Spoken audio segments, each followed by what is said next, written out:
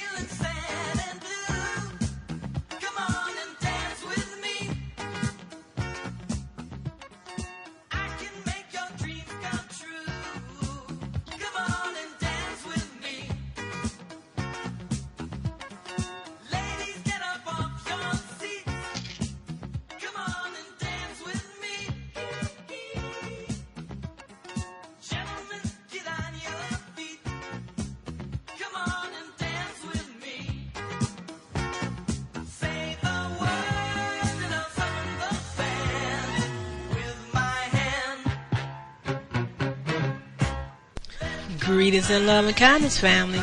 I'm Karen Khadijah Davis-Foulks, the one and only Conscious Self Healthcare educator and host of the Conscious Self Healthcare Conversation radio show.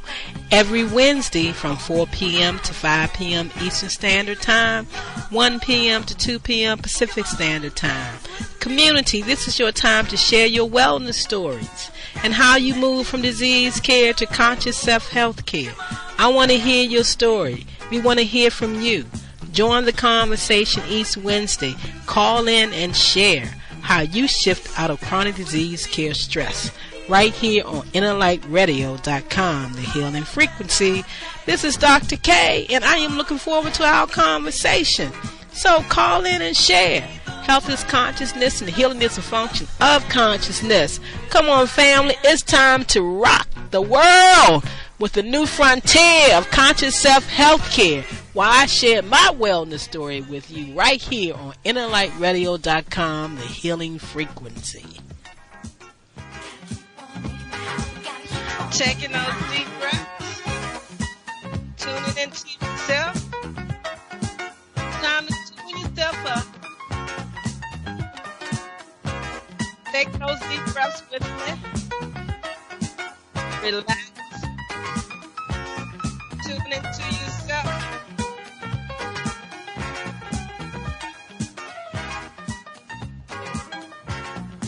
Make that inner connection. You can move to the beat. You can emphasize.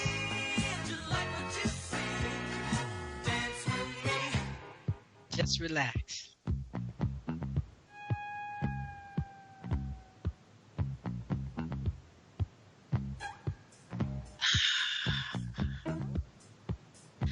Twelve 23-2020.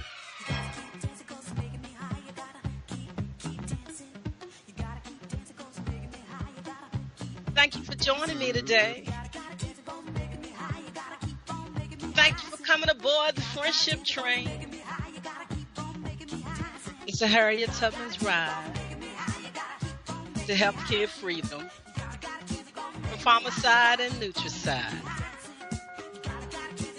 Thank you for joining me today. I'm your host, Karen Khadijah Davis-Foulks, and this is a Conscious Self Healthcare Conversation radio show, bringing 2020 to a COVIDMASKOLOGY end. We're going to have a conversation. This is a special broadcast today, the COVIDMASKOLOGY Conversation radio show. It's a panel discussion.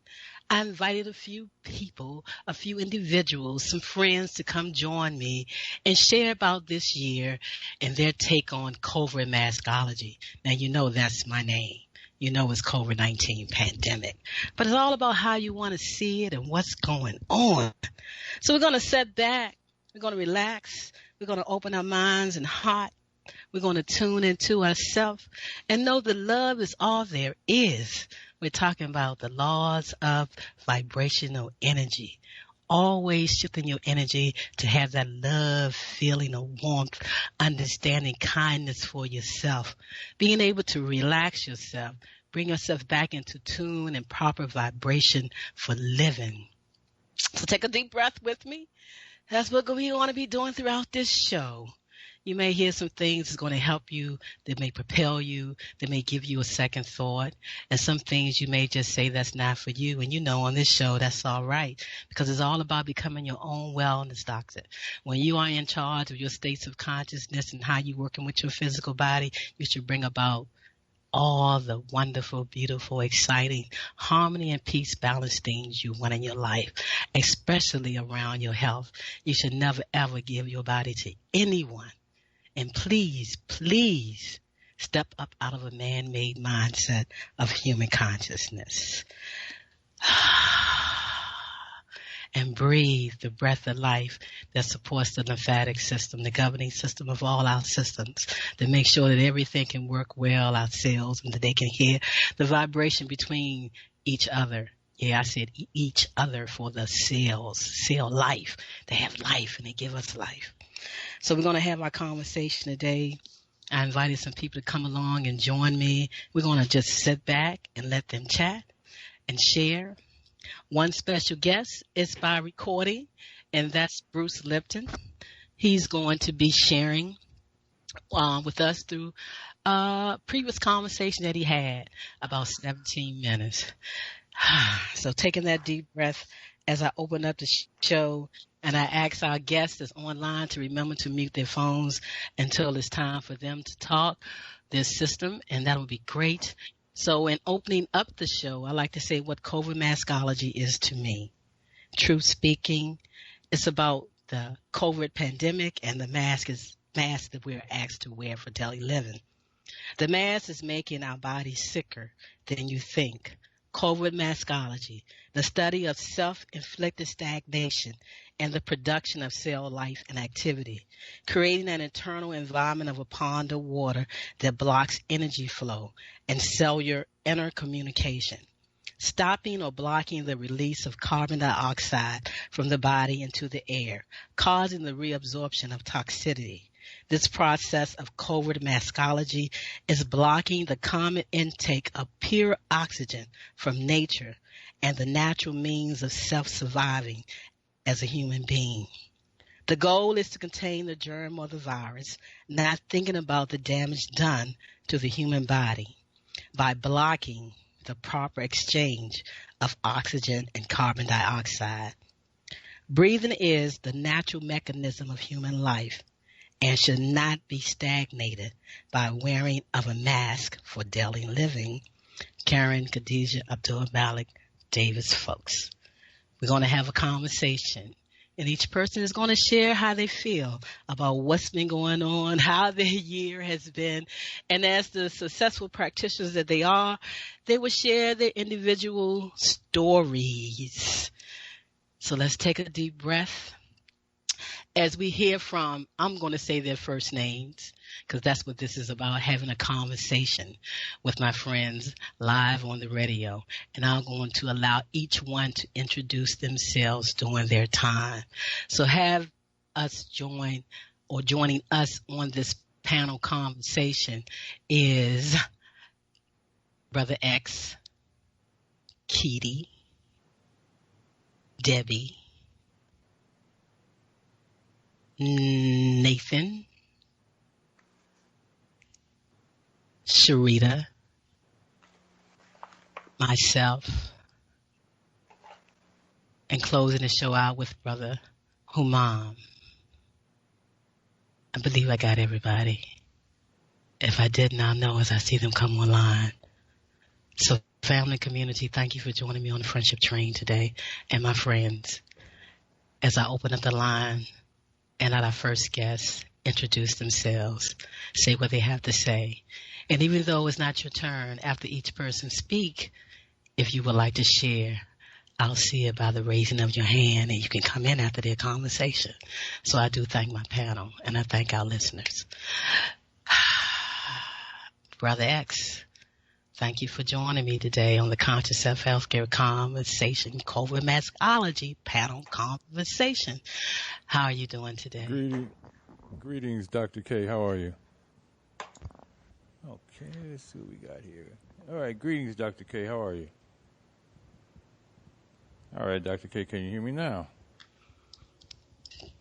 Brother X, am I being heard? Is he with us? Yes, greetings. Can you hear me? Okay. Am I being heard? All right, what about now? We're getting closer. Am I being heard? You are being heard. And Brother X, You're being heard, Dr. K. thank you for joining us today.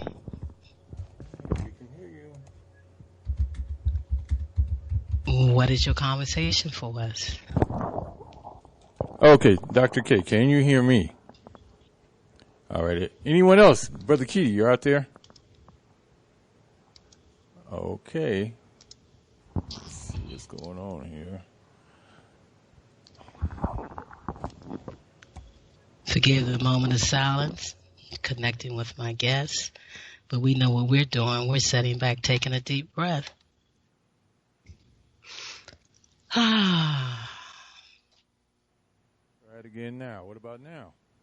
What about now? I can hear you now. Thank you so very much for joining me. All right. Woo, too many buttons. That's why I try to just stick to engineering. But, okay, 2020.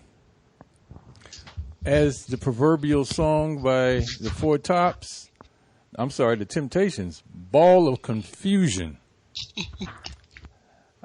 So I'm going to speak in layman's terms. I'm going to get straight to the point, and then we'll move on to our next participant.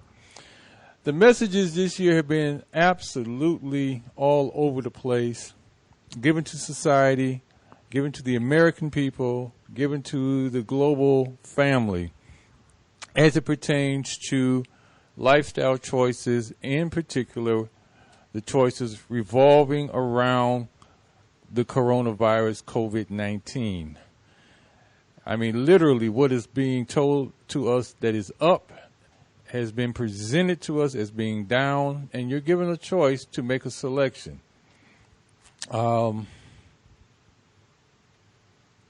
It appears that this is something beyond a organic combination of things that have created what they're calling this virus pandemic. It seems that this has been presenting itself on a deeper level as a population control effort. It definitely is one on a lesser degree, an effort to strip away freedoms, rights, and of course, free movement of people. A lot of fear is being instilled, and a lot of us that don't have the wherewithal at this time to see into things, see beyond the obvious, unfortunately are falling right into the traps. And the traps at this point can be with catastrophic consequence. So this is what 2020 has presented to many of us. Many choices that are rooted in some terribly contradictory messages. And I feel that many of us are going to have some real guidance, some real information. We're going to have to learn how to pay attention and stay focused. And unfortunately, we cannot trust our eyes. What we see at first is not really what's being presented or projected to us. And the trust level, unfortunately, is at an all-time low. And in order for us to stay or gain a measure of being of a higher consciousness, we're going to have to really stay focused. And that's pretty much what I have at this point, Dr. K. It's a very simple message. It's a population control exercise, and an exercise in stripping humanity of much of its free will and rights as possible. A very direct message and a very timely message. And in terms of focus, what is one thing that the average person can, or anyone can focus on, that may give them a better enlightenment to what's going on? So many things are presented in front of us. As you say, we cannot trust with our own eyes, let alone what we're hearing, how we're seeing things. But if you had to share a focus point for people, what would that be, Brother X? Watch less mainstream news and read a little bit about history. Just read about history and see how things have progressed. And pretty much what is going on is a continuation of things that have gone on before. And then that will hopefully help many of us to put ourselves in a position where we can make better decisions. Because the choices will be in front of us.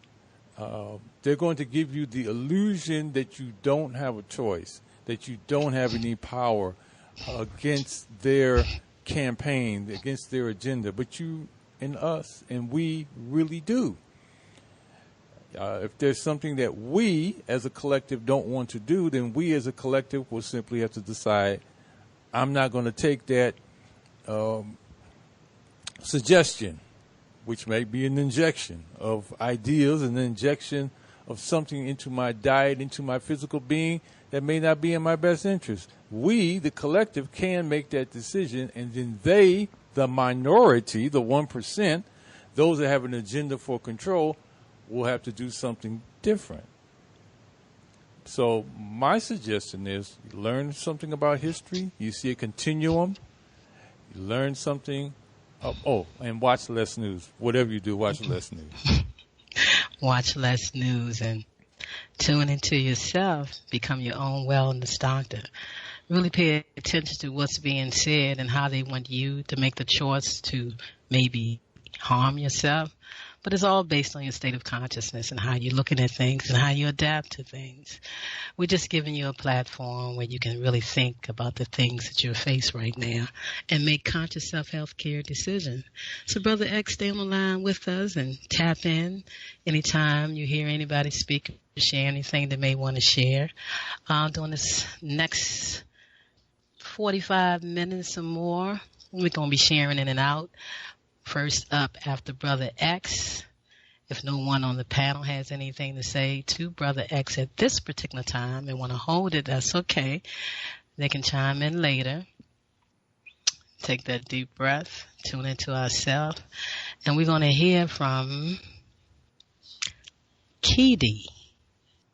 I'm going to allow him to introduce himself, his amazing work, what he has been doing since this COVID-19 pandemic started. He's going to share how he feels about what is being said about COVID-19, the wearing of a mask, what we can and cannot do as individuals, and how you possibly can to support yourself during this time. So welcome. I'm going to go ahead and say it. Chef Kedi.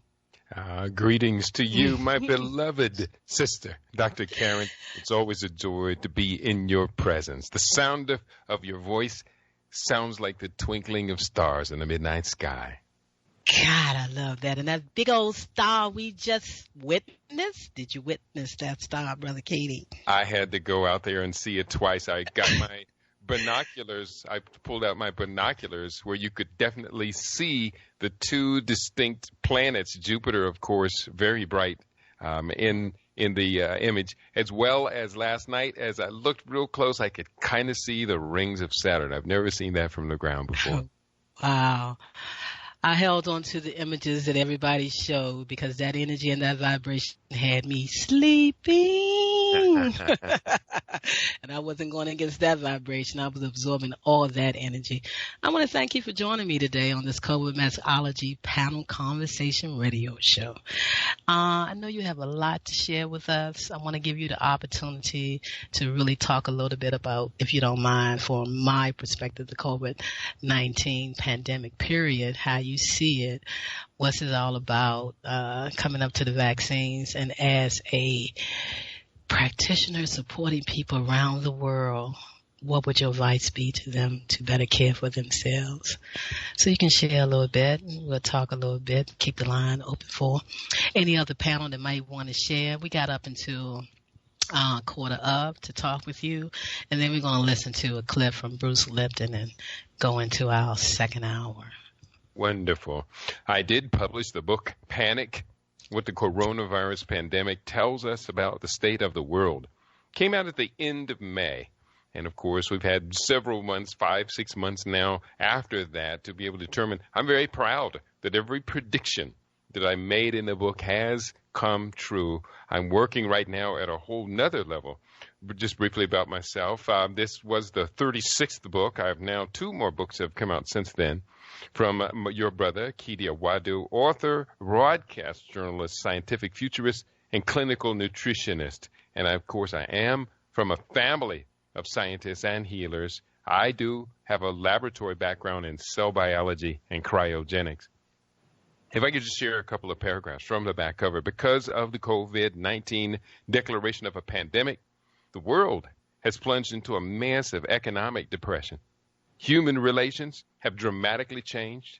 Nothing will ever be the same again. Is it all worth the panic?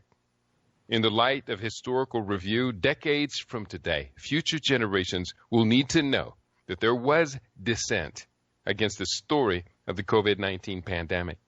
I am proud to be one of the few voices dissenting against the distortion of science, which has characterized the coronavirus infection. Let us allow data-backed scientific evidence to have its say, unfiltered by self-interested propagandists that are exploiting the public's incomprehension of scientific matters. For 40 years, I've been engaged in a spectrum of health science studies, including virology, epidemiology, immunology, and cell biology. The world is in the grip of an epidemic of bad science, opportunism, misinformation, and hysterical propaganda. You know my work surrounding nutrition and the 7 principles of optimal health, Dr. Karen. I know you know it well. As we live within these protective immune system guidelines, you'll be pretty safe from the spectrum of infectious and non-communicable diseases.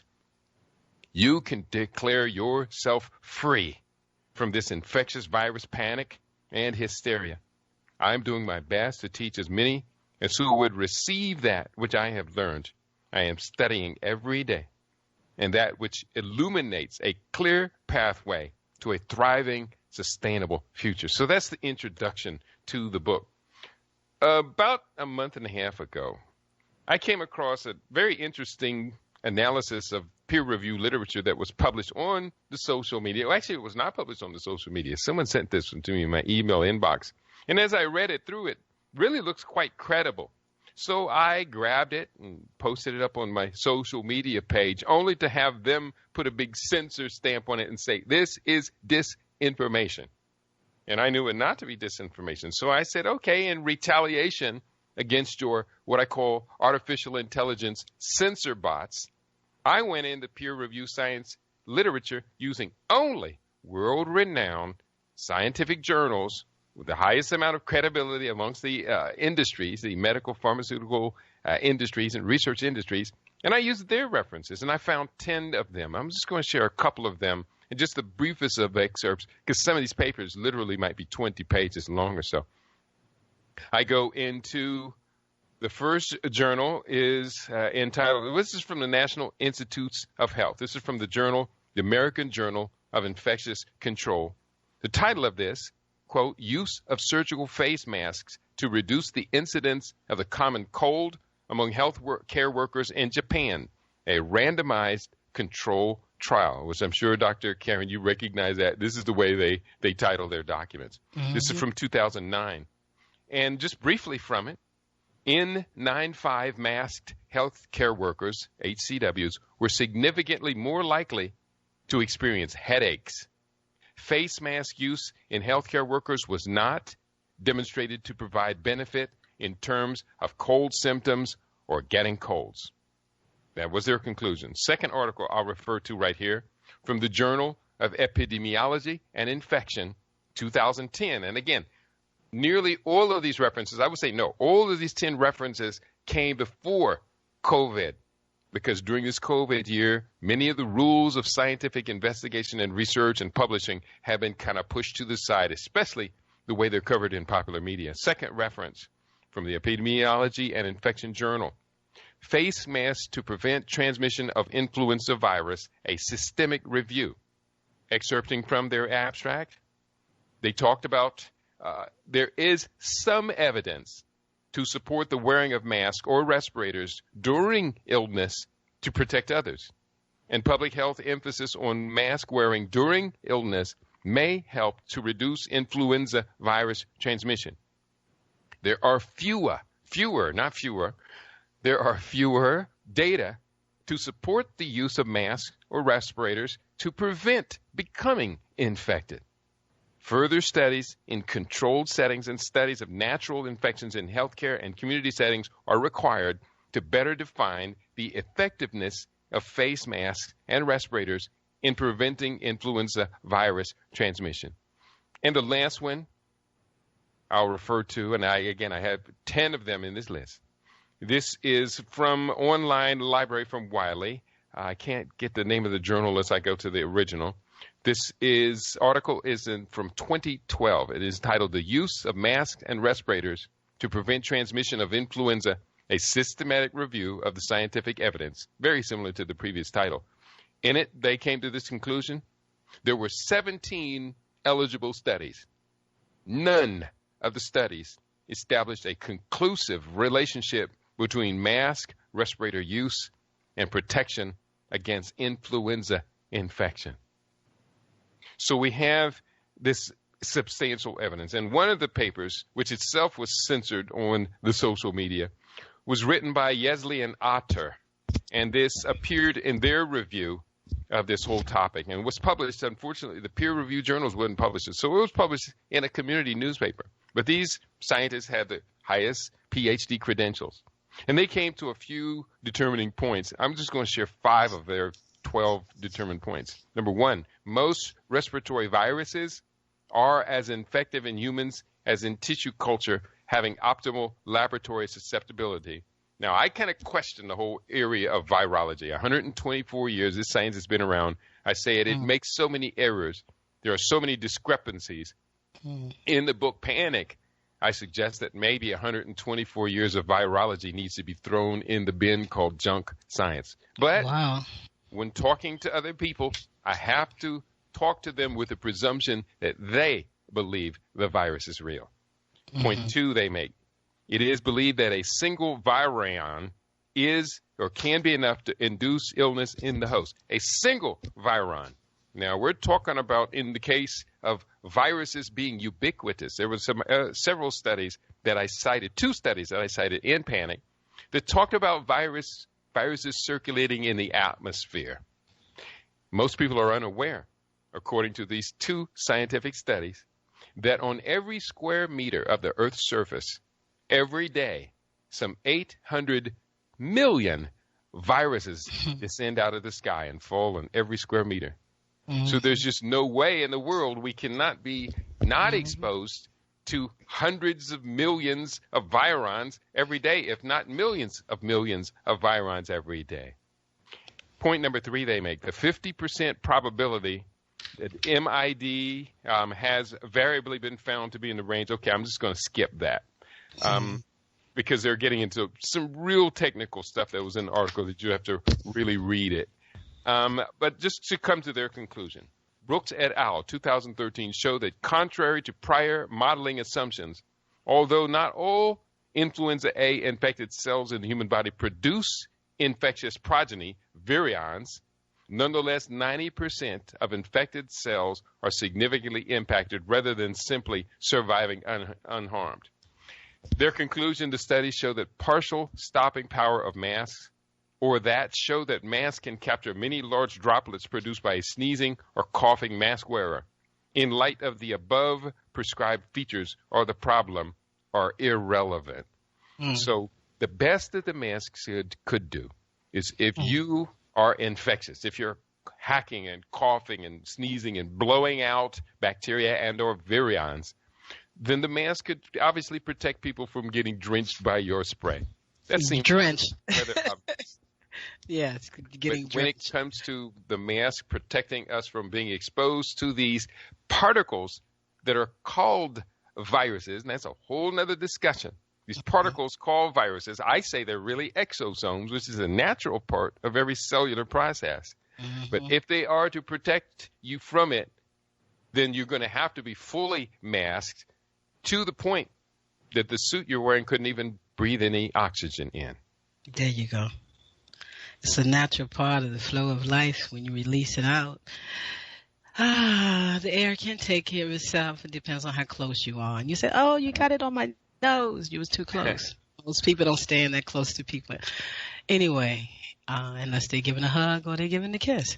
You stand back. We were taught so many things as children as to how to properly wash our hands. And when you sneeze and when you cough, turn away. Don't sneeze in people's faces and things like that. Common things they're telling us to do anyway. I'm pretty sure most of us have been raised with those things.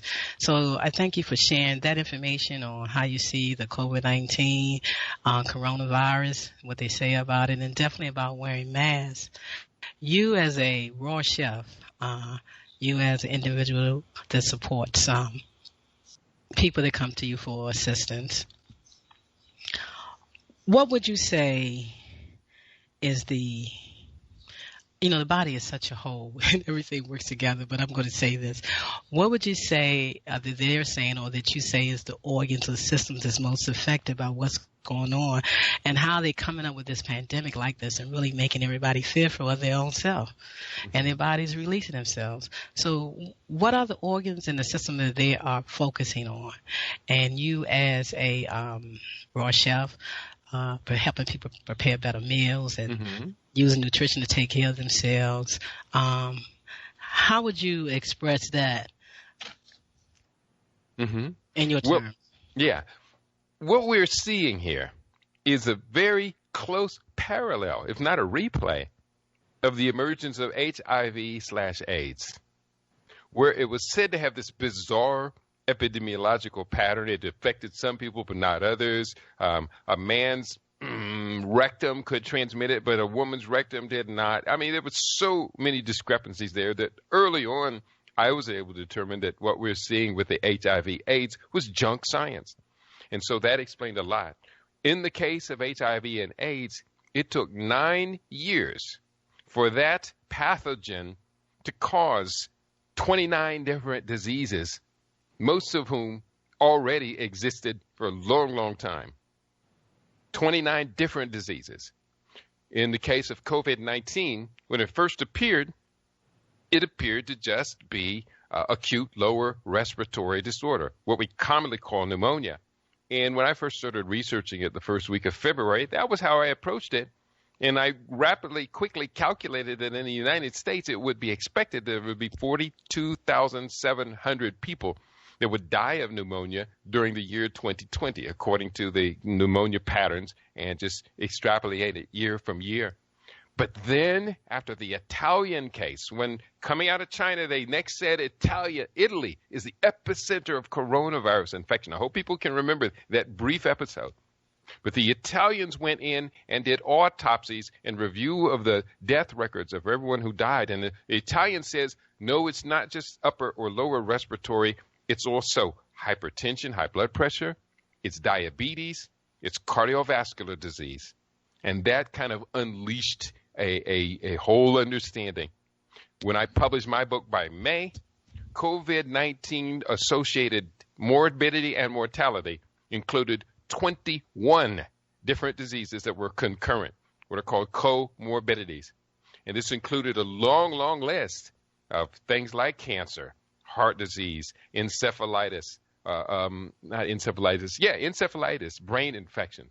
It included kidney disease. It included hypertension. It included hyperadiposity, meaning your triglycerides and cholesterol out of balance and you're too heavy.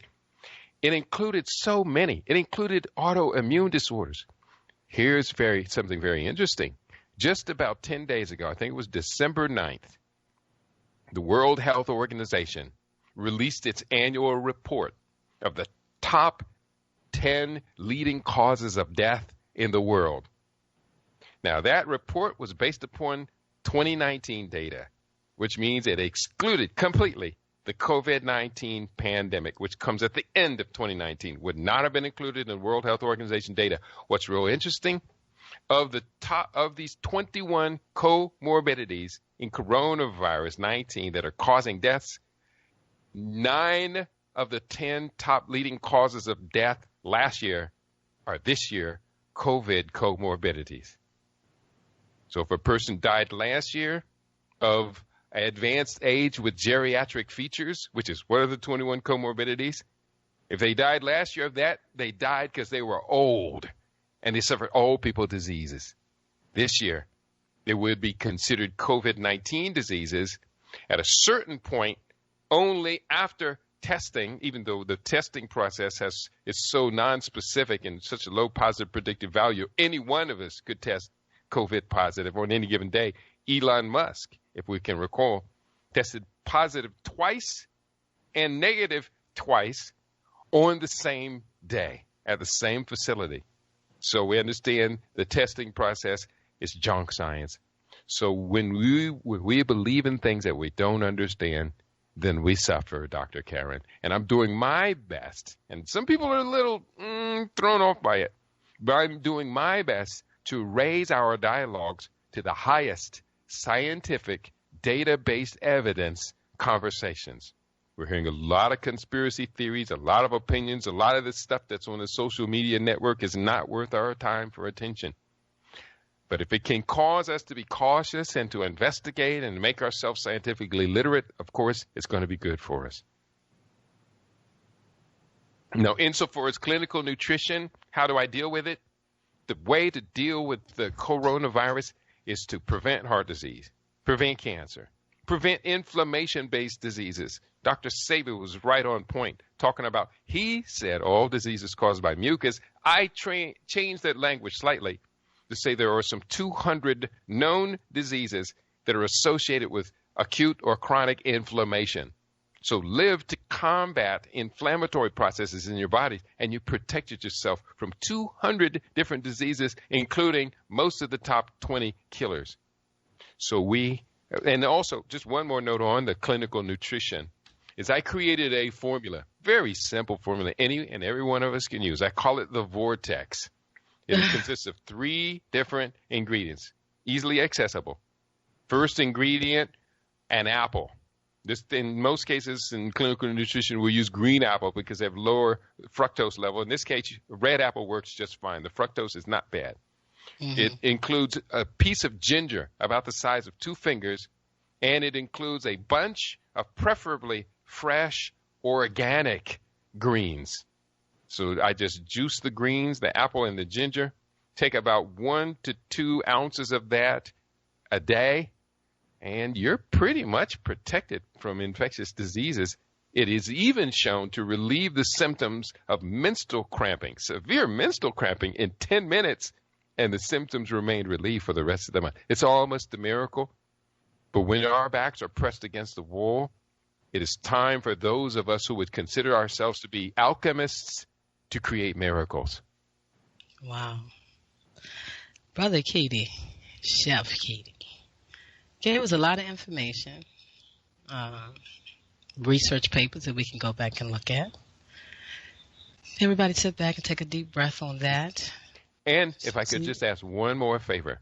Mm-hmm. I am writing one of the most powerful peer-reviewed science papers of our generation. And if I could just share 2 minutes it would take me to read the title and the summary or the conclusion. I hope I can get that in before we have to. Well, move we got forward. another hour that you can come back in and share. I really Very wanted you good. to open up the show and really talk about the research you've done on COVID-19, the backdrop on that, to give people a better understanding or another perspective that they might want to consider to look at.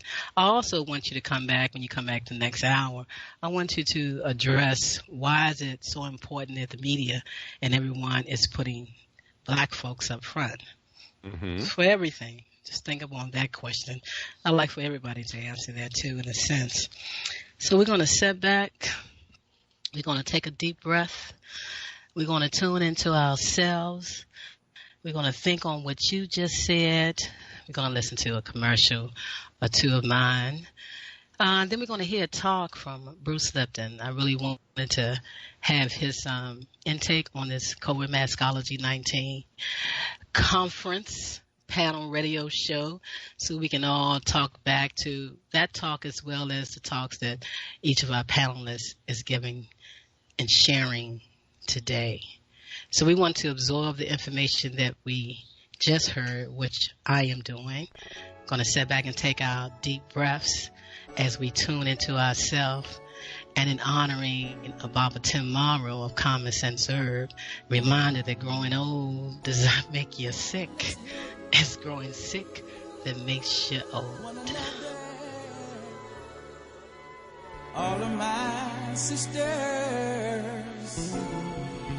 and brothers,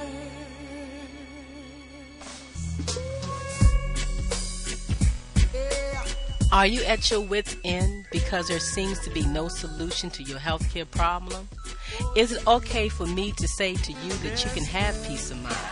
Take back control of your health. Are you experiencing anxiety, arthritis, diabetes, cancer, fibromyalgia, high blood pressure, lupus, chronic fatigue syndrome, any fictitious disease? Whatever your symptoms or diagnosis are, there is a conscious solution to transform the cause of your pain.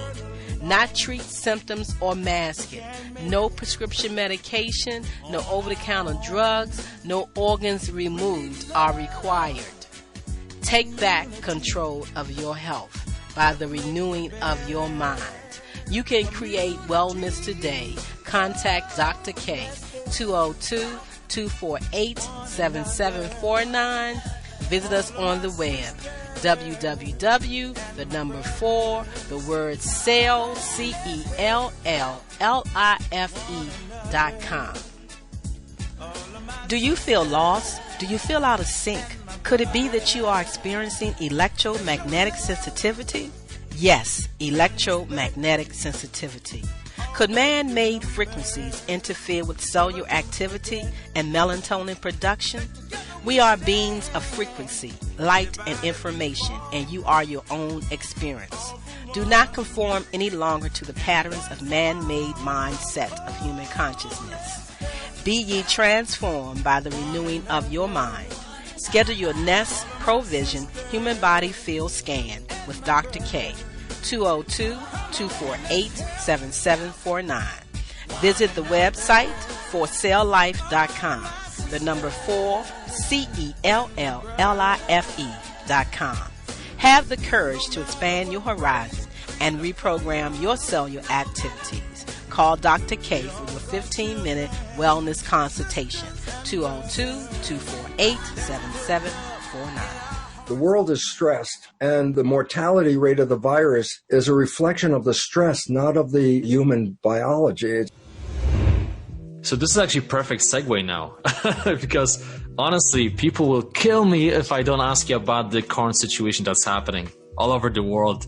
Yeah. With Corona, as some people say, Covida loca. So I'm curious, I remember maybe 5-6 months ago when this entire pandemic started, you were talking to Brian Rose, and I always love when you give this analogy of the tiger chasing you and all the stress hormones being released, and how when you are getting a transplant, they inject you with stress hormones, right? Because they want to lower the strength of your immune system. So I'm curious if you can just elaborate. I'm wondering, what are you making out of this entire situation that's happening right now in the world? I know you have some really important thoughts. Okay, first of all, it's a manipulation. Secondly, there is a virus. It is virulent, but not to the degree that people say it kills people, that randomly just people dying from this. That's not true at all. Mm-hmm. The people that are dying from this are already compromised with other illnesses. Most of them are very old people who are already old enough and their systems aren't working up to full capacity so that their system cannot respond to the virus quickly enough. Why should everybody respond to the virus? The answer is this. The immune system has learning and memory. And over 1,000 years of certain viruses coming into the human population, we acquire an ability to, with the immune system to stop them, okay? But if something new comes into the world, nobody's immune system has really seen this version of it. There's no memory, immunological memory of previous exposures. So I say, well, what if nobody's been previously exposed and almost everybody is open now to get it? Now the question is this. If you get the COVID virus, does that mean it's lethal? I go, absolutely not. So it's not lethal unless you are compromised, okay? Now, in the U.S., why are the mortality rates so high? I'll give you the answer exactly why. Because 40% of U.S. citizens have two or more chronic diseases. Mm-hmm. Diabetes, cardio issues, all this, I say, before they even got the damn virus, they were already compromised. I say, so why is that relevant? Well, if my immune system is compromised, then I get this new virus. Is my immune system capable of tooling up and really working with it? I go, no, you're already stressing the immune system with your chronic illnesses. Mm-hmm. So who are the ones that die? Those that are chronically impaired, okay? So I say, why is it relevant? The massive number of people have no chronic impairment, okay? But those that are impaired are susceptible, and they should take every reasonable precaution to, reduce their contact with this, because they're already challenged before they even get the damn virus, okay? And if you have the virus, is that going to kill you? I go, how do you get a mortality number? And I say, why? Because the mortality number is what scares people. In a regular flu season, like regular flu season, oh, the flu season's coming, get your shot, get your flu shot, and all that. Everybody goes, yeah, most people don't do it anyway. But when all of a sudden this flu season comes and says, millions of people are going to die, oh, I might be part of millions. Now I'm involved in this flu where I wasn't before. I go, why is it relevant? I say, what's the consciousness of it? I say, the consciousness is I'm going to die. And I say, what's the result of that? I said, stress. I say, what's the result of that? Stress hormones are released in the body because now I'm stressed out because I could be killed. I could die from this. I'm stressed. And I go, the stress hormones, as you mentioned, shut down the immune system to conserve energy. So because the stress means something is threatening you, and fight or flight is what you use to escape a threat, saber-toothed tiger. And I go, oh. And I say, well, then what happens when you're in threat? And I say, you shut down the biological functions that are using energy that are not necessary when running away from a tiger. And that frees up more energy of the body to put into running away from the tiger. And I say, well, what does it shut down? Well, it shuts down the growth and maintenance of the body. That's number one. Because I don't need to repair the body if the damn tiger is chasing me, because if it catches me, there's no reason to repair anything. And I say, and the immune system, which uses tremendous amount of energy, because when people are sick, they don't have the energy sometimes to get out of bed. I say, well, if you have an immune infection and a tiger is chasing you, how do you want to split the energy? And I go, the hell with the infection. Again, the tiger catches me. I don't have a problem with infection. The tiger's going to have a problem with it at that point.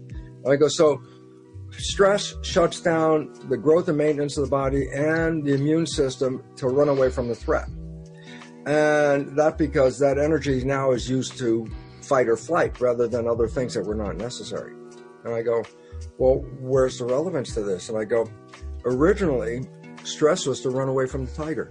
I say, that's not all day. That's 10 or 15 minutes. You escape the tiger, okay, you're safe. And then they would be out of stress. So they'd have stress, short period of time, and then go back to growth right again. But in today's world, stress is 24/7. It's on the loop, right? All the time. Continuously. So what are you inhibiting?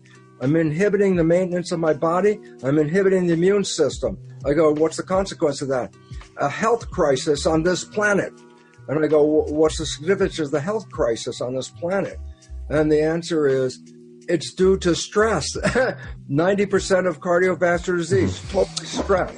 Alzheimer's, again, another stress issue coming in where you shut off everything when it's coming down like that, okay? Diabetes, type 2, is totally a stress issue like that, okay? And I go, so 90% of illness isn't due to genetics or anything else other than you're in constant stress. The stress hormones are seeping in 24/7, 365, and they're inhibiting the ability of the body to maintain itself. And the expression is weakness of the system. And the more stressed you are, the more likely you'll catch any kind of disease, or you don't even have to catch it. Just the negative thinking can cause any problem you have, right? Negative thinking can cause you to die with nothing more than a negative thought. Yeah. And so why is this relevant?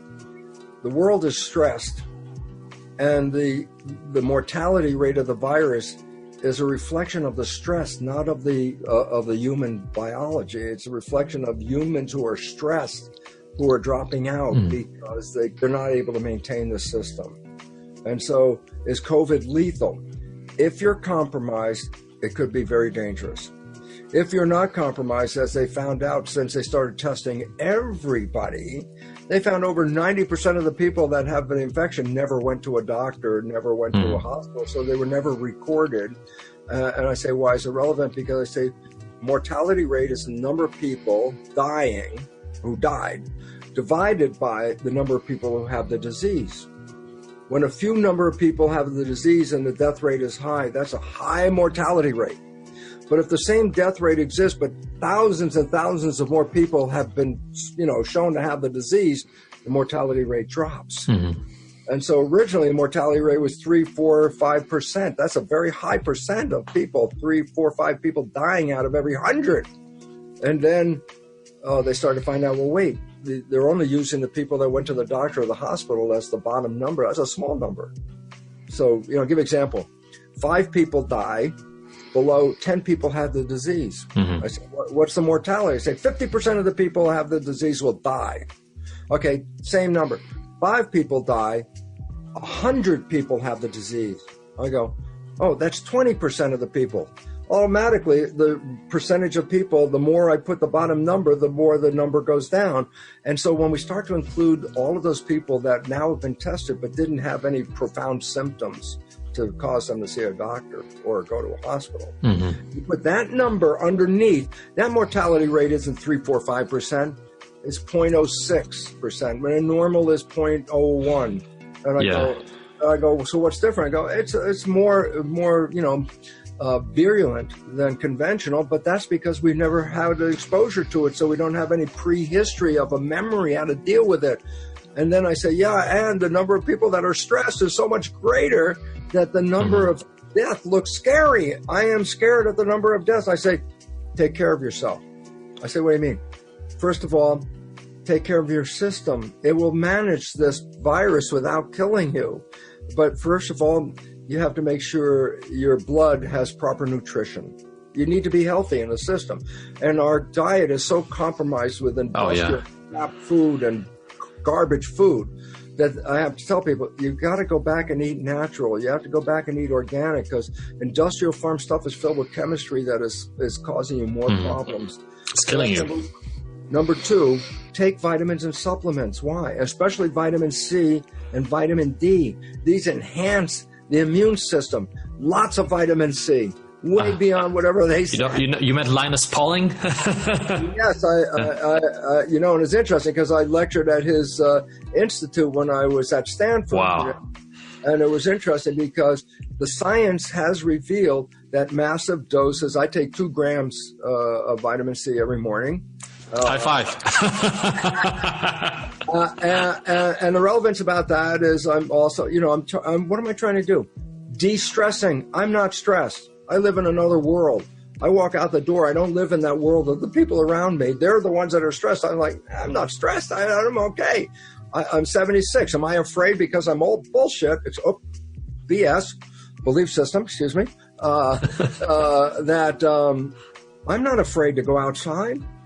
I eat well. I take vitamins and supplements. Hey, do work, exercise, something to keep the body moving, because that enhances the vitality of the circulatory system, which is delivering immune function. So eat well, vitamins, supplements, do exercise. And number 4, most important, do not put the fear in your head, because the function of the mind is to manifest whatever you believe. And if you start to believe in the fear, then the function of the mind is to manifest that fear. And that's why the whole idea is shut off the damn TV and don't listen to these people, because they are disempowering you with fear. And fear is where you lost your power, because once you do, fear is you shut yourself off, and you can't shut yourself off. We are connected to a world. You can't live in a bubble, you'll die. And the idea is, if you buy the fear, you are putting up walls around you because you want to protect. I'm protecting here. I say walls are the opposite of growth. Growth, you have to open yourself to put things in, okay? And fear is you shut everything down. So, and Bruce, and stress is real as well, right? Because I'm asking about this because I know that many people think, oh, stress, it just happens in your mind, but people don't realize that stress is biological. Can you talk a little bit about it? I think this is really important for people to know. About the stress is what? Is to prepare you for a threat. Stress says there's something threatening you. And I say, well, if I'm preparing for stress, that's what we just mentioned. I say, if I'm not threatened, I'm free to go outside and do anything I want. If I feel threatened, I'm going to wall myself off to protect myself, put all the goggles on, the face mask, and do all that. No, I'm going to be inside here. I go, you can't survive inside. I give a simple example. When I was young, we had air raid drills in the U.S. because we thought the Russians were going to bomb us. So we built bomb shelters. So I'll give you a very simple story. A city, a community is in growth. It's a beautiful day out. The businesses are working. The kids are in school. The community is growing and doing well.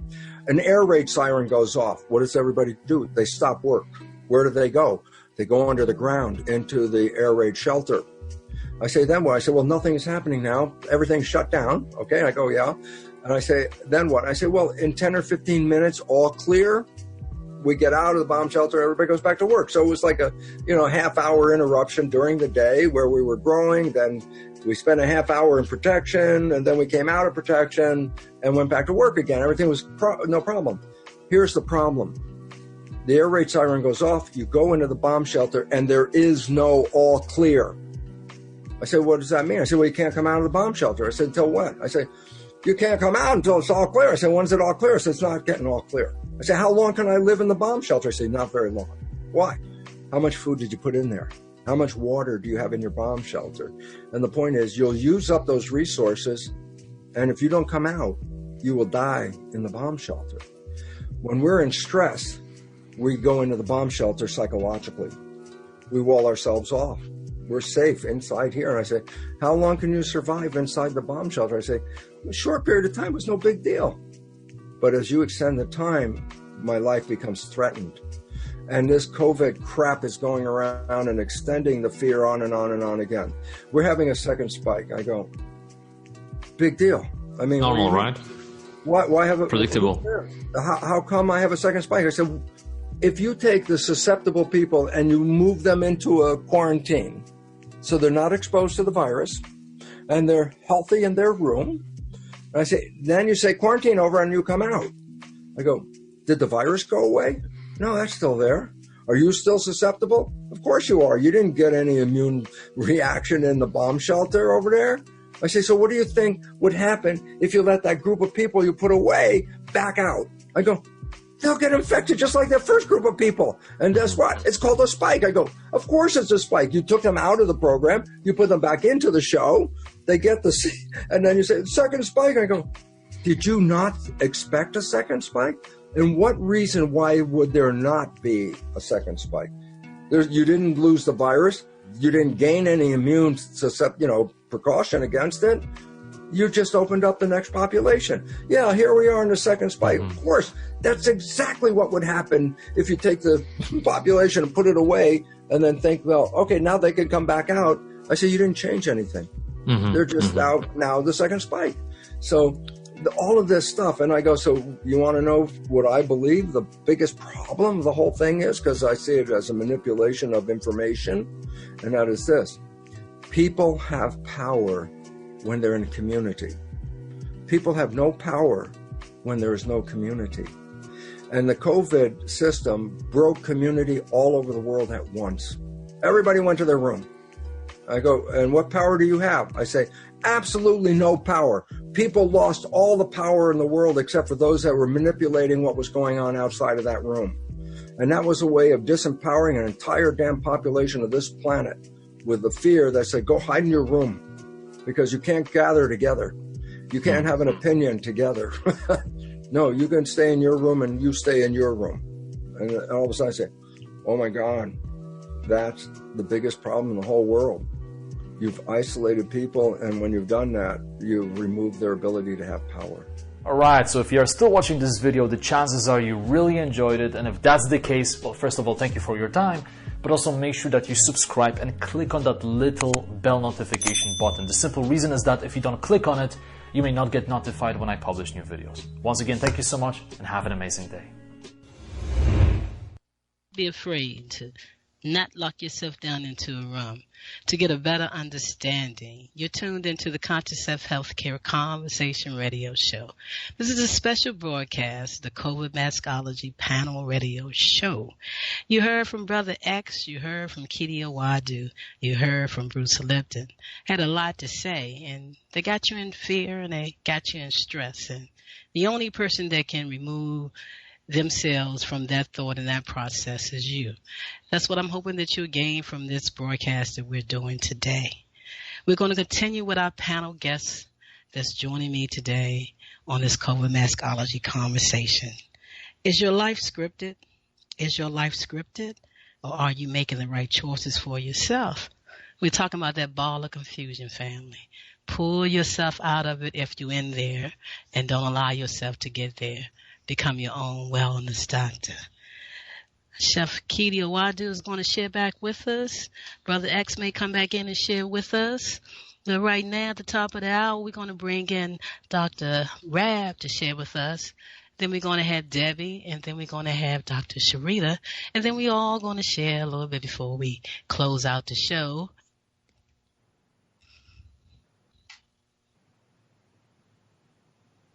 Before we close out the show. But we're going to bring in Dr. Nathan Rabb to come and join us and share with us for about 10 minutes his take on COVID-Maskology.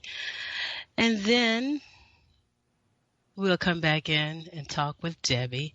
And if Khadijah Wadu is around, he can come back and share in with us. And are you taking your deep breaths? Are you tuned into yourself? It's a Harriet Tubman's ride, and only you can take care of yourself. Oh, Brother Jamal, is Dr. Rab available?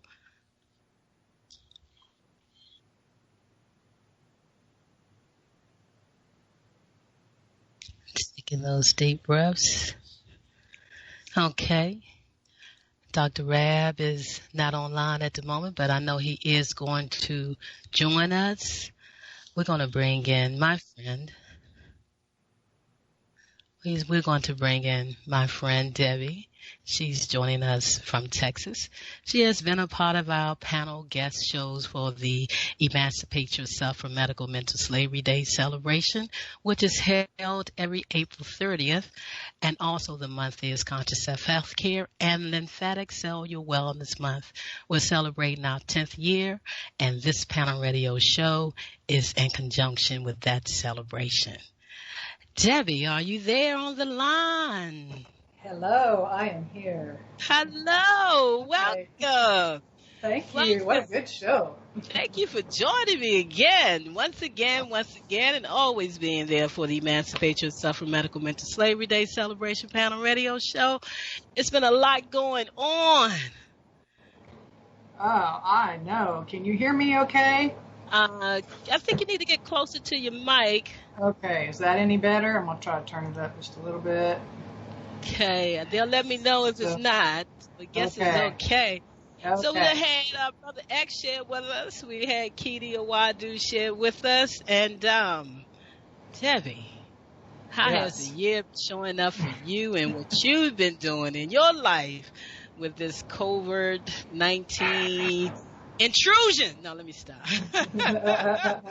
Well, it's very interesting, and I've learned a whole lot about myself throughout this year. I think that's part of what we've called forth as a collective, is a way of knowing ourselves through this thing that we're all experiencing together. But I hadn't really planned on talking about this, but I guess I'll just share. I had a unique personal experience. My mother, who has COPD and some heart-lung issues, and she's 73.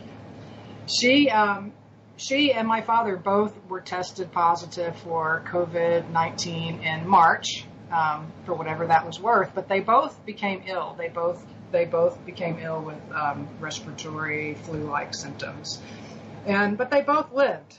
They were both fine. They made it through despite everything, despite the fact that my mother does have those chronic issues that Bruce Lipton was talking about, those comorbidity factors, but she's a beautiful example of someone whose belief was, I'm going to live through this. I'm going to make it through this. And yes, it's hard, but I'm going to get through. And of course she did.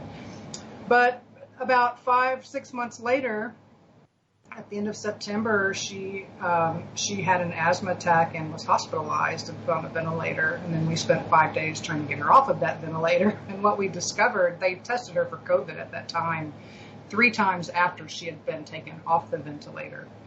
And what we discovered is that some really disturbing things. One is the inability to access your loved ones in the hospital system is a real thing. And in my experience, it had as much of an impact on my mother's ability to survive and make it through that as the health care that she received, the tending that she received. So that's a real thing. And it's interesting to me, I've talked to family members in prison before through technology, and yet we're not able to do that in hospitals. So it's amazing that they're doing that. Oh, yeah. God, I'm glad you're sharing that. It's curious. I'm not going to cut you off anymore, but it's just amazing how they want to isolate, and they need to do that in order for this to work. And go ahead, Debbie, share.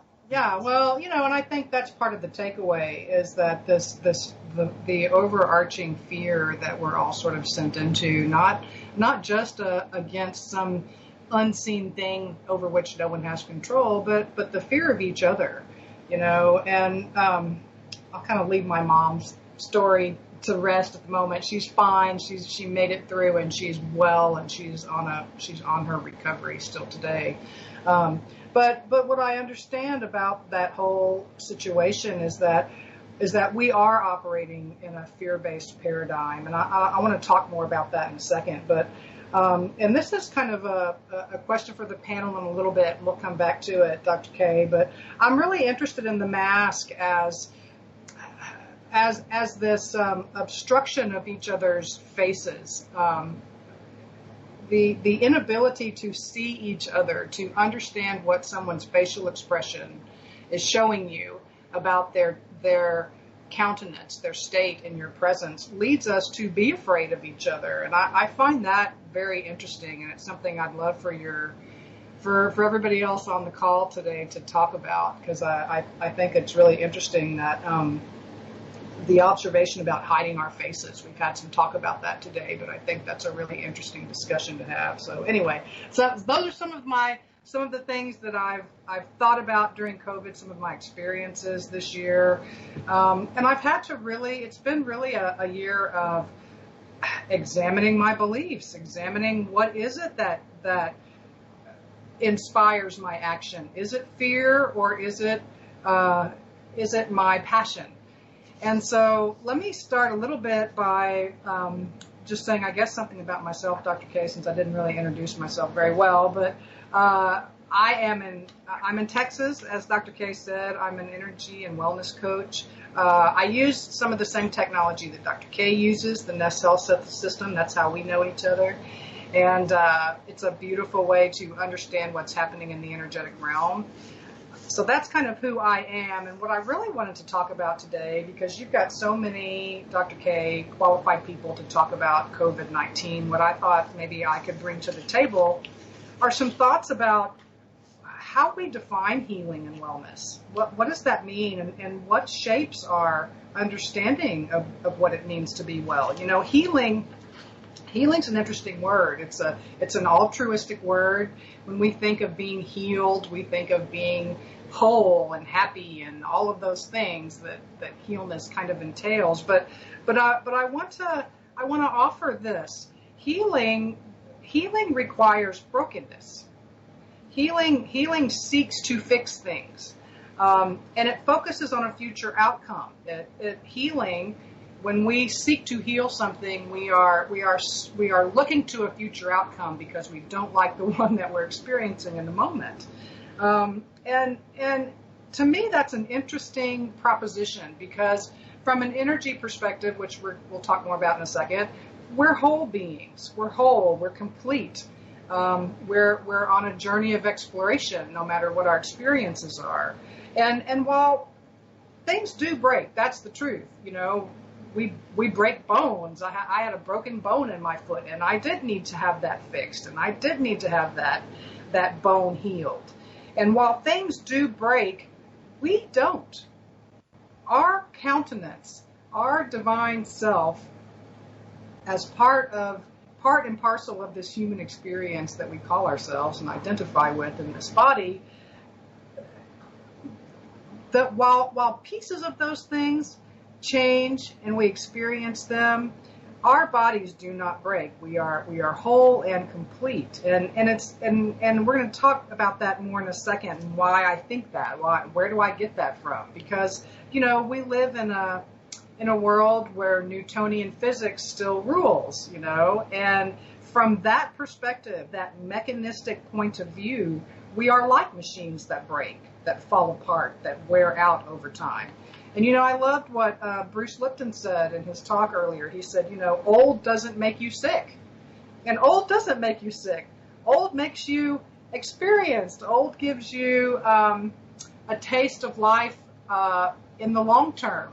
But it doesn't dictate illness. That's part of our belief system, our collective belief system that stems from Newtonian physics that says you're a machine, eventually you'll break down and fall apart like all machines do. But we're not machines. We're divinely created sentient beings, expressing the divine creative potential in this form. So from an energetic perspective, everything in physical form starts out first in vibration. And from that vibrational state, we manifest things into material form. And that's an important understanding, because if it's here, it's been called forth. You know, we can support it, and we can tend it, and we can love it, and we can try to understand it and reckon with it and integrate it. But you can't really change it at that physical level. You can do things to support it and to tend yourself as you're dealing with it, but the change is going to come from your vibratory state. The change is going to come from your energy field and from all of those aspects of you, beliefs, perceptions, all of those things that make up your energetic self. So that's kind of my definition of healing. It's more about healing is something that happens when things are broken, and I don't see any person on planet Earth as broken. There may be aspects of you that need more love than others because you haven't learned how to love them yourself. But from an energy perspective, we're already whole. We're already whole, no matter what it is you're experiencing. That's the beauty of who you are and what you are. Let's see. Dr. K, shall I Taking a go deep on? breath. I know. Taking a deep breath on that and processing it. Because it's true, when you leave the Newtonian understanding of who you are, you step up to quantum physics of who you are, understanding your energetic being, your body governed over your physical body, and then how you choose to take care of your physical body is important. That's why I love what what our friend left us with. Growing old does not make us sick. It's growing sick does make us old. Then we get caught up in our own thinking. We get caught up in what everybody else is thinking around us, and we forget to just calm down, slow down the breath, and be our own wellness doctor and understand what we're going through and how we are going to help the body continue to be in the best state that it can be here. And they're doing the job with the isolation, with the mask, keeping us separated, not feeling love, not feeling the connection. But they can create that environment. But I'm here to say and to support people with you have to create your own environment, internal and external. That's what makes the body function well. How well your internal environment is.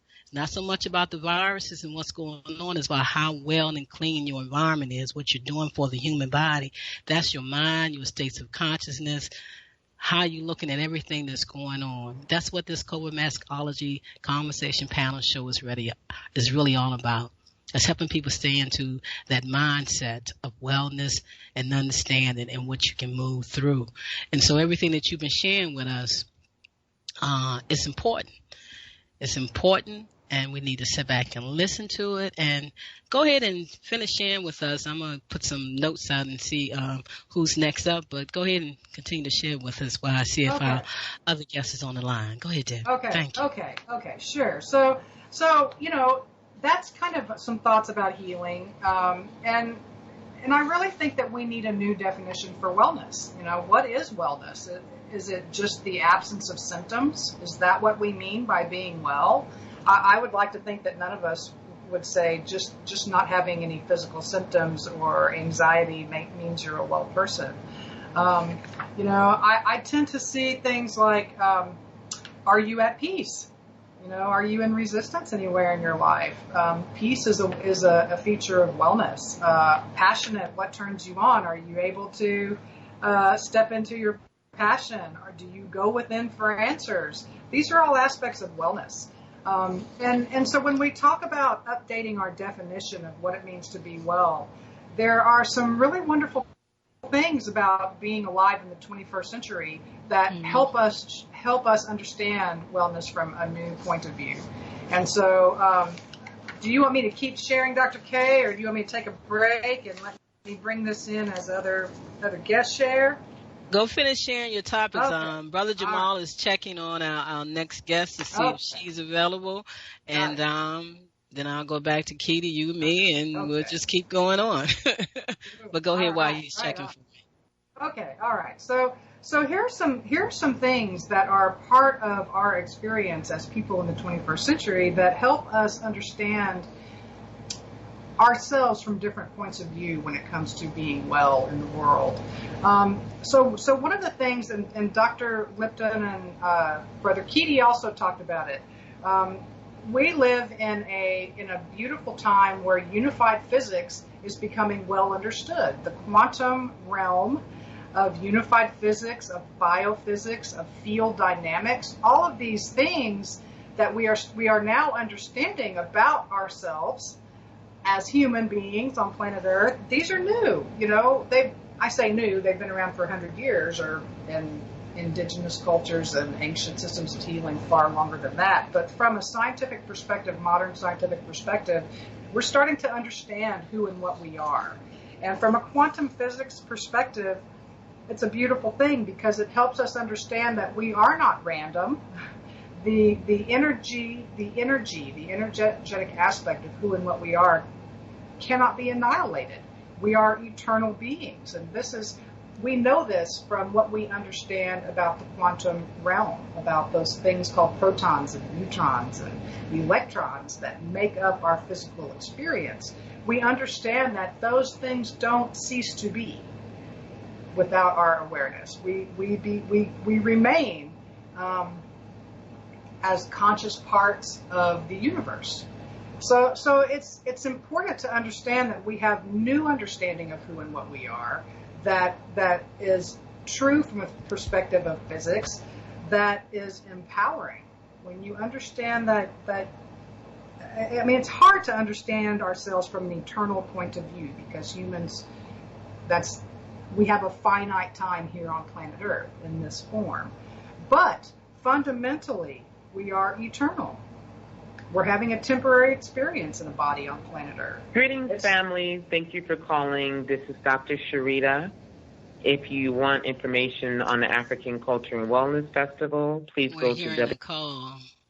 Oh, okay. All right, Debbie. You going? Okay. All right. So yeah, you can finish up, and then Kamal was connecting the other talk, but I don't think she's available yet. Okay, gotcha. Go ahead, and then I'll bring Kitty back in, and I'll come back in too. Okay, just a couple of other thoughts. Dr. Bruce Lipton, I'm so glad that we had a chance to listen to his work today. I love him. Thank you, Dr. K, for bringing him on. He's fantastic, and but it's so important, because this is a new thing in the 21st century. This is something that we understand. We understand ourselves from the epigenetic point of view. We understand that we are more than our genes. We understand that our genes don't control our outcome. That's important. That's important in understanding your health and wellness. It's important in claiming your wellness. It's important to understand that the genes aren't controlling what's happening in your body. The environment that your cells find themselves in is what's controlling your experience. It's the environment. So you're responsible for that. It puts us in the driver's seat. It puts us in a place of being responsible for our lives and for our creations. And that is empowering, and that is the end of fear. Also, there are other processes that are really important that are out in the world. And Dr. K, I'm not going to spend time here. I'm just going to mention this, and I don't talk about this a lot because it's controversial out in the world, but German New Medicine really has a beautiful way of helping us understand how our organ systems manage conflict and trauma through very specific, predictable biological programs. Yep. And so that's an important thing to understand, that your conflict, and when you resolve your conflict, your body also manages that conflict for you. That's part of that fear. Your psyche. Yes. We have to learn that.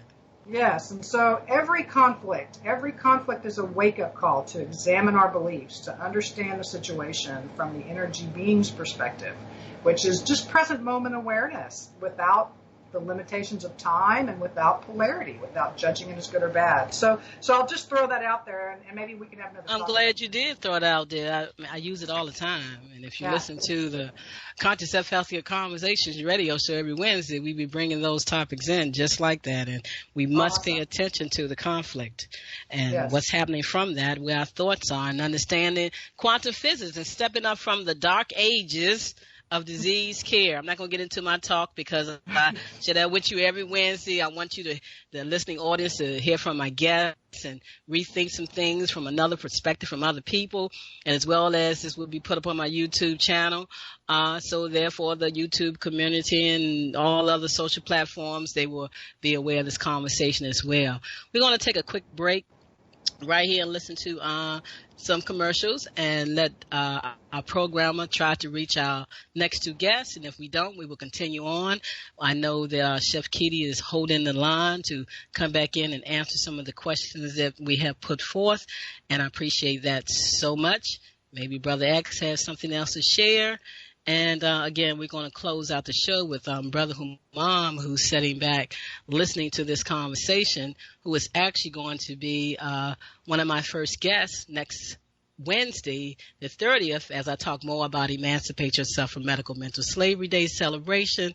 The month of April is being Conscious Self Health Care and Lymphatic Wellness Month. He's going to share with us about what he's hearing today, a brief excerpt of that understanding, as he come back and join me next Wednesday to share his wellness journey from COVID-19, as the paperwork says, but as he said, he didn't have anything like that. So we're going to take a station break, try to reach our other guests, and maybe go on with the show if we can't reach them.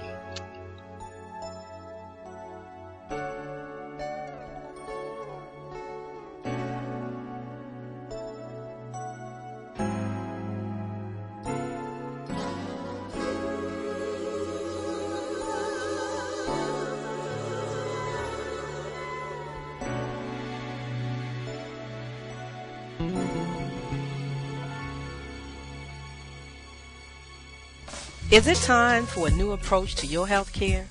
Are you ready to leave the dark ages of disease care management and pharmaceuticals? If your answer is yes, get ready to relearn, rethink, and rewrite your personal health care prescription plan with Dr. K. She is a certified anthologist and Nest healthcare provider, sharing the new science of information as medicine and cellular ecology. Did you know that the field of epigenetics states that you are more than just your genes, and those genes do not control your biology? Yes, that's correct. Schedule a Skype, phone, or office visit with Dr. K and get on board the friendship train to healthcare freedom. 202-248-7749. That's 202-248-7749. Visit us on the web, forselllife.com. The number 4, the words cell, CELLLIFE.com. Are you at your wit's end because there seems to be no solution to your healthcare problem? Is it okay for me to say to you that you can have peace of mind? Take back control of your health. Are you experiencing anxiety, arthritis, diabetes, cancer, fibromyalgia, high blood pressure, lupus, chronic fatigue syndrome, any fictitious disease? Whatever your symptoms or diagnoses are, there is a conscious solution to transform the cause of your pain, not treat symptoms or mask it. No prescription medication, no over-the-counter drugs, no organs removed are required. Take back control of your health by the renewing of your mind. You can create wellness today. Contact Dr. K, 202-248-7749. Visit us on the web, www.celllife.com.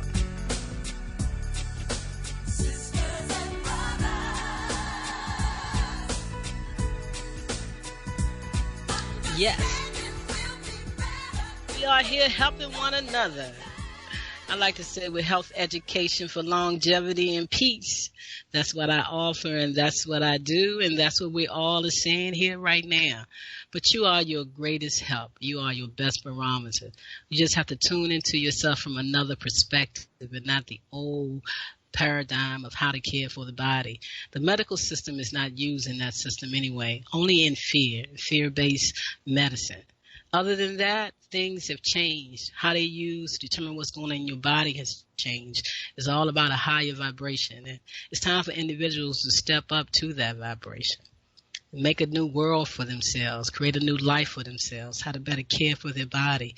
This is a time where they're trying to change you from the mind, from the spiritual, from inward, from outward. And we're just saying that you need to take time to sit back and breathe. Sit down and think about it. No one said it better than Reverend Ike when he said Thinkonmiccs is a way of thinking that gives you the opportunity to learn the truth about yourself. And you must take that time to learn the truth about yourself and not be pulled here and pulled there and pulled everywhere by conversations and what people are saying and what the media is saying and what's going on. And if you find that you are moving yourself away from yourself more and more and more, you're going to keep seeing the things that you're seeing. And if you want to stop and do something different, it's a saying that says, be ye transformed by the renewing of your mind. And the only person can do that is you. You have to do that through positive self-awareness. How do you see yourself?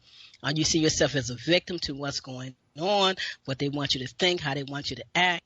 And as Debbie has stated, with this covering of the face, your whole face, and all you get to see is the eyes. And the eyes have a lot to say, but the eyes also cannot say a lot. It's about the whole expression of the face. And why was that so important that they not let us have that contact? That we need to think about as individuals. and we can change the conditions of our circumstances with our own states of consciousness and processing information that will allow us to be there. Chef Keely is back with us on the line. I want to thank you for staying on board this friendship train ride and joining in with the conversation. And just talk to me a little bit about what do you really think the mask is doing to us as individuals facing each other, trying to have a conversation. And again, what systems do you think is being affected mostly? And through the natural diet, the raw diet, what can people do to assist themselves if they have any symptoms or they feel in a certain way, or just to boost their own energy level? When it comes down to the impact of the mask, it is causing those who are wearing the mask for the longest periods of the day, and some healthcare workers and public workers, people working with the public, are wearing the mask for up to 8, 10, 12 hours a day. It is causing the recirculation of carbon dioxide at a very high level. There was a 2-time Nobel Prize winner, Dr. Otto Warburg, who in the 1930s gave us a good, workable definition of what caused cancer. And he talked about oxygen deprivation on the cellular level causing complex cells called eukaryotes that have this organism inside of them called the mitochondria, which burns fuel using oxygen and glucose. And when we were getting insufficient oxygen, the cells had a tendency to mutate to a secondary stage, which is actually a far more primitive form of life on this planet called prokaryotic cells that did not burn oxygen. They were anaerobic. They fermented sugar to create energy. That's what cancer is, a mutation from eukaryotic to prokaryotic. So therefore, when we have so many people recycling so much carbon dioxide and being oxygen deprived, maybe 20%, maybe 40% oxygen deprived for most of their day, it is inevitable that we will see a wave of cancer emerging from this. But this cancer wave is going to be delayed by an extended period of time because this level of mutagenesis that becomes cancer mass is not a fast process. It is a slow, a chronic disease process. I have also forecasted, because of this mass vaccination protocol and the way that this has generated so many unusual mechanisms that don't have proper restrictions, and also using this new therapy called monoclonal antibody immune therapy, it runs a real great risk of further mutagenesis, mutations, almost the same thing as cancer. And when we saw the reports of an outbreak of a mutagenic form of COVID-19 that created a new branch on the epidemiology tree in the UK, that's not even the tip of the iceberg. We're in about 2 to 3 months, I predict that we're going to see very widespread reports of mutagenesis, mutation of whatever pathogen is at the core of this. There are also these gain of function studies that have been taking place. This is all very, very risky. When it comes to nutrition, there's an old Chinese saying, when is the best time to plant a fruit tree? 20 years ago. When is the second best time to plant a fruit tree? Today.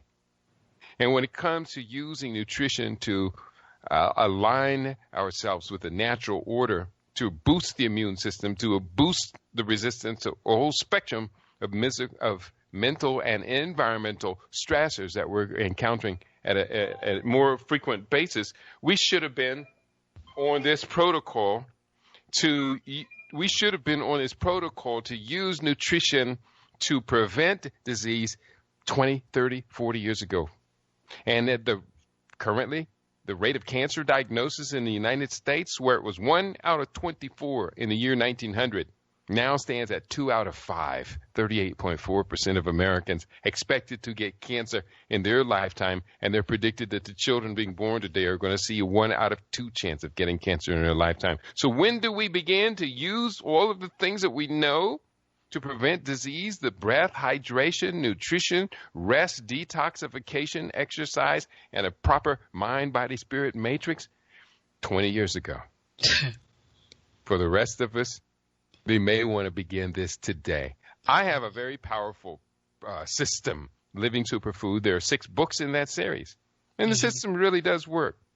My challenge, Dr. Karen, is convincing the overwhelming majority of people that they really do need to interrupt the patterns of life that they are living so that they don't go down by chronic disease and happen to take a very questionable antibody-reactive technology called a COVID-19 test and then be told, no, it's not from decades of eating swine and living swinish. It's because you shook hands with somebody today. Now you have the Rona. So we have a lot of work to do. There's much that we can do to empower ourselves. The problem is convincing people that they can actually do this. I know, and it's up for them to step up out of the dark ages of disease care. It's a new time now. And not taking away anything from anybody, Western medical doctors, they all have to do what they have to do based on what they were told to do to get paid to doing what they're doing. But you can become your own wellness doctor.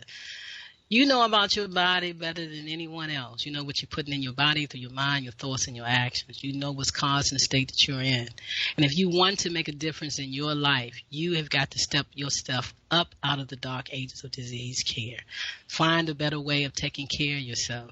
Understand that diet means everything to the physical body, how you nourish your body, the exchange of oxygen.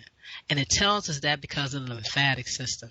Heard Kitty talk about the tree. Well, understand that the lymphatic system is a tree in the body. It starts from the head and goes down to the toes, and lymphatic vessels all through it. It helps purify the body, purify your environment. And the creator of the human body or of life made it beautiful that you do it through your breath. How well are you breathing? That's why they're blocking your breath. They're blocking you from helping yourself with basic understanding of keeping your body fresh and clean through the breath. With that mask on, you're going to reabsorb toxicity. People are not even wearing the mask correctly. People are pulling down their chin, taking it off, putting it in their pocket, throwing it everywhere, and then putting it back on their face. That's causing you more problems with wearing the mask. And yes, people are used to showing expressions through their facial features and how they feel and what's going on. And now we have to sit around and try to read people or feel their energy even more when we cannot. We have to really think about what we are doing when we put these masks on. And I just feel for the healthcare workers, all the equipment and things that they have to put on their bodies. But before I bring Debbie back in, Kitty, what they're showing all of these people and asking all these celebrities and everybody to show them getting the vaccine. Some say it's real. Some say it isn't for real. Some people are getting it. Some people are not getting it. I know you did talk briefly about, but in layman's terms of choices that people can make about this virus, do you know a little bit about what's in the virus, what it's made of? Well, what is a virus becomes a very important question. And most people, I was on a debate yesterday with an epidemiologist working for the state of California. She and I were on a debate, and neither one of us were told it was going to be a debate, but I absolutely loved it. And when asked that simple question, what is a virus, she went on to take 10 minutes explaining this, that, and the other. And I said, well, I can explain it in 12 words. A virus is simple strands of DNA covered by a lipid protein sheath. Now, if we understand what that means, simple strands of DNA does not a living entity create. So are viruses alive? No. There's no structure to be called life to fulfill any of the 7 fulfillments of living entities, which do things like create their own energy. They replicate themselves. Viruses do not have enough structure to be called alive. One might also say that a virus is nothing but an exosome, a normal extracellular vesicle needed to carry information inside your body. Of course, I use technical language. Sometimes, Dr. Karen, people say you need to step down your language so people can understand. I'm trying to step up the people so they can understand. Yeah, we all must learn some anatomy, some physiology, some basic conversations. It's not difficult.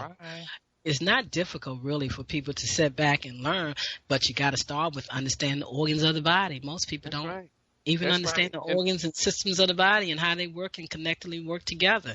We have to take time to do that and not give our care over totally to anyone. That's true. I'm going to have to break away. I had anticipated we'd be done by 2. I have clients that I have to feed and I have to get into the kitchen and make a bunch I of hear you, and I thank you so very But much I for wonder, joining us. I really need to do this before I leave because I debuted this scientific paper today. And if I don't give people access to the work that I'm doing, the level I'm doing it at, my greatest fear is that they'll hear you and I and Dr. Debbie or Sister Debbie and Brother X and all sharing this information today, and then tomorrow they get sucked right back into the vortex because they just believe that Fauci and his ilk are the best scientists in the world. I say they are not, and it's easily verifiable. So can I just take 2 minutes to share this document? This not the whole document, just the title Share of the document and share how to reach you and share how people can get some of that good food and join you once a month. All right, and I want to get them to get the books too. Okay. The new paper, I'm just releasing that. I'm attempting to find a college or university to publish this through because I lack the credentials, the college credentials, and quite simply, I'm going to have to do it through other people's credentials. Here's the title and the summary.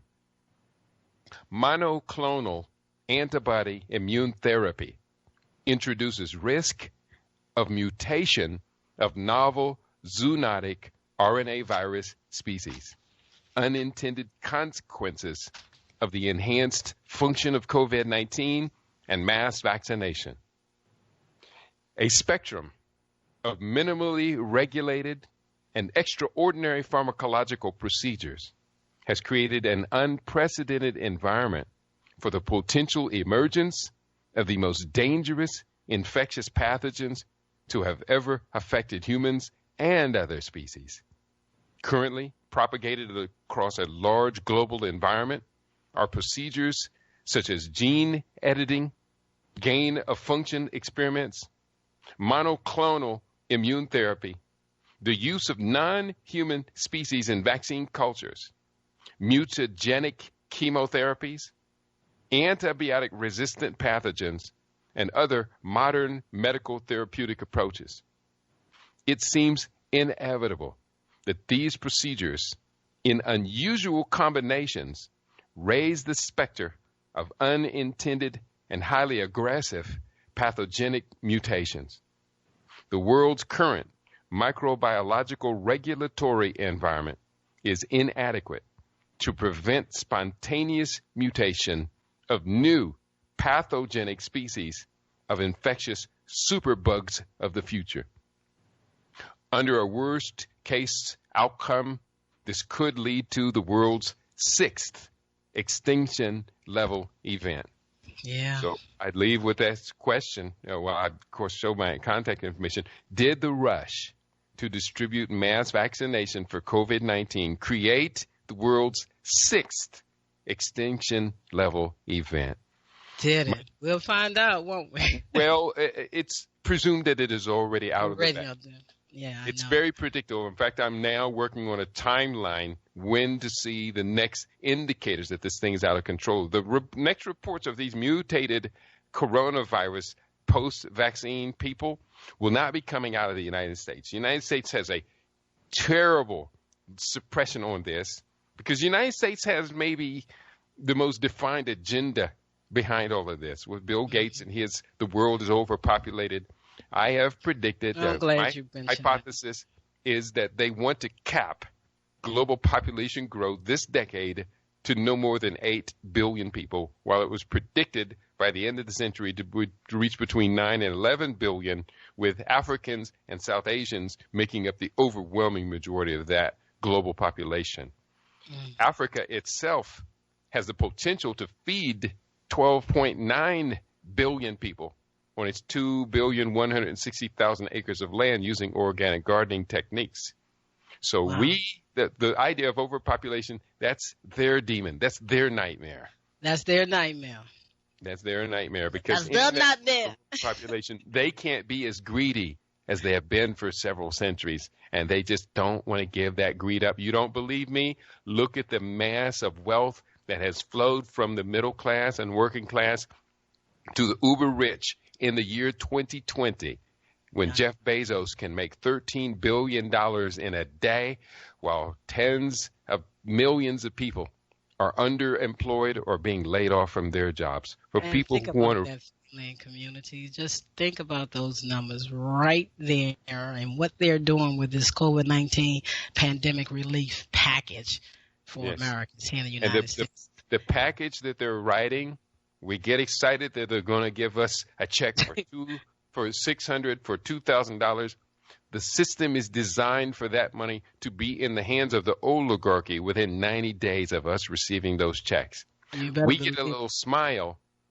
They get long-term intergenerational global wealth. I tell you, Chef Katie, what can I say? Researcher, what can I say? Thank you so much for joining me today, sharing this information with the world, with the community, so that it can be here for people to listen to vibrate it to, and possibly shift their energy. I know you have to leave, and I have to sell some books before I go, because if I don't sell the I'm books, going to let you know that I'm going to put all the information for all the guests on the show is going to be linked to this talk, how everybody can reach. But go ahead and give your information out quickly.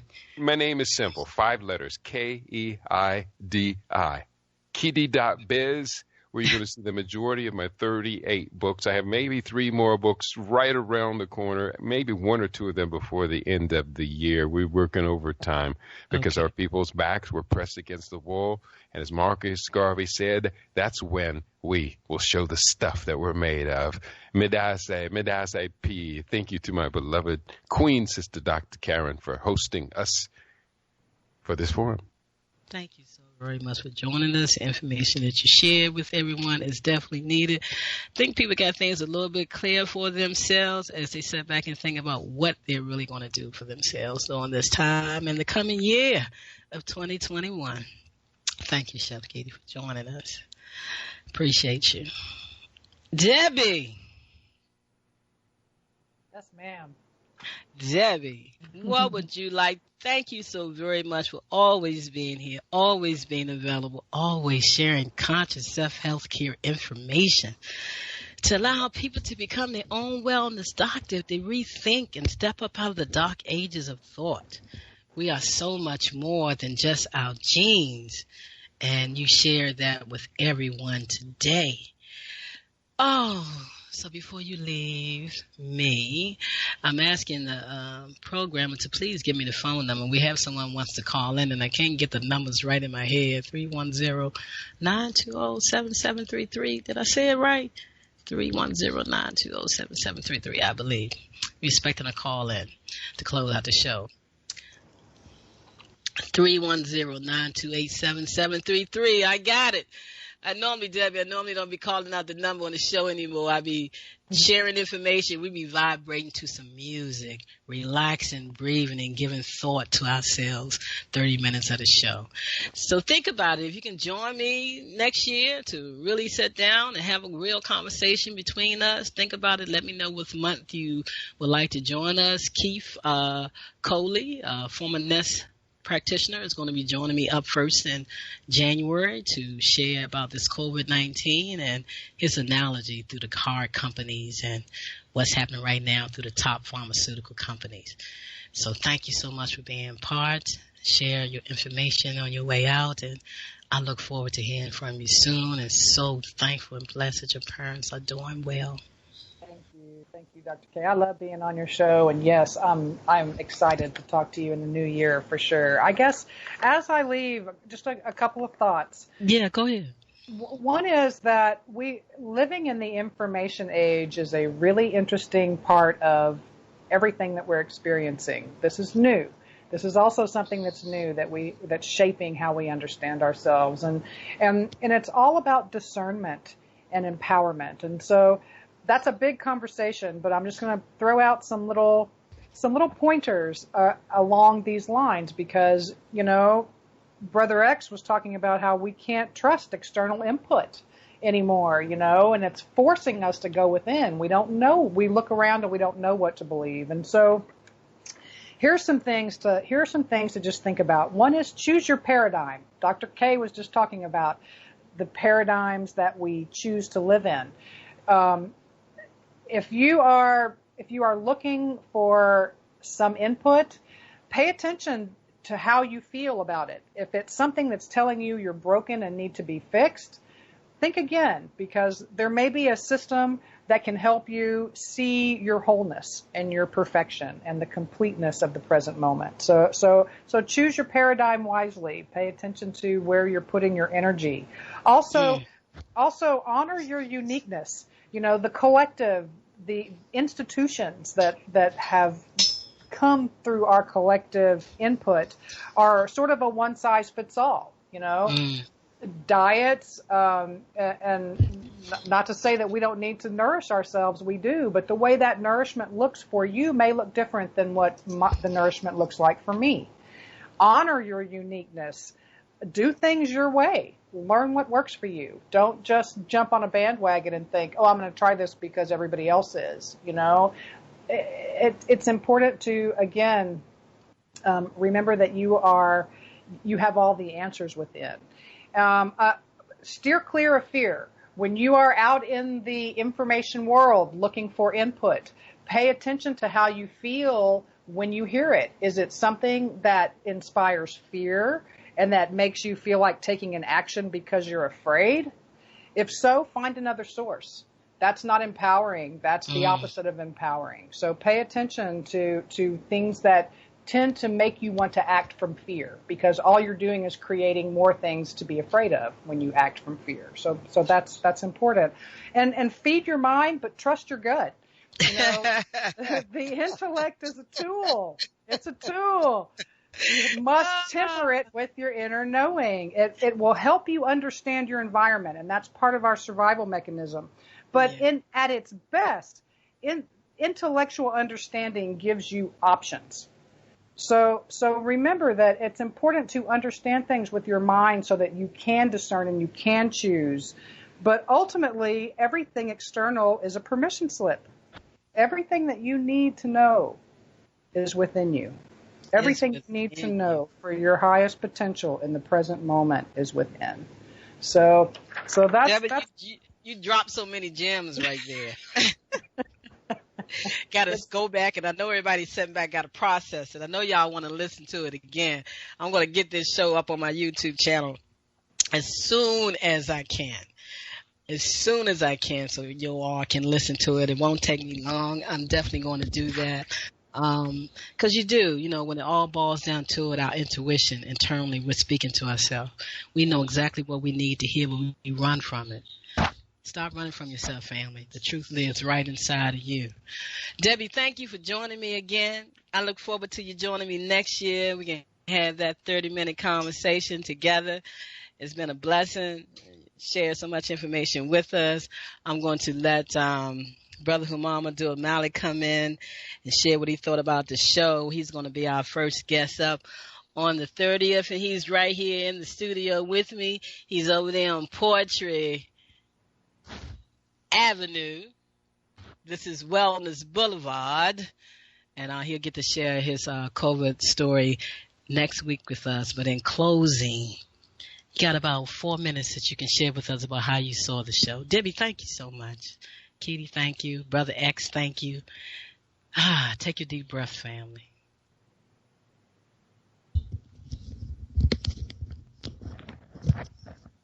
This is Sumam, and I just want to run that same thanks upon you. The same thanks that you just received from Dr. K, I send the same thanks of a great show, a prolific, profound show that thoughts came across my mind that, you know, I knew before, but y'all just like added some fuel to the fire. Each and every speaker that says something. What was that? I thought it was Malcolm X or somebody like that, and I know Katie and the sister was great too. Kitty, I apologize about that, but what I want to say is awesome. Everything you went across the board, the whole landscape of this plot and plan that they have in mind to execute.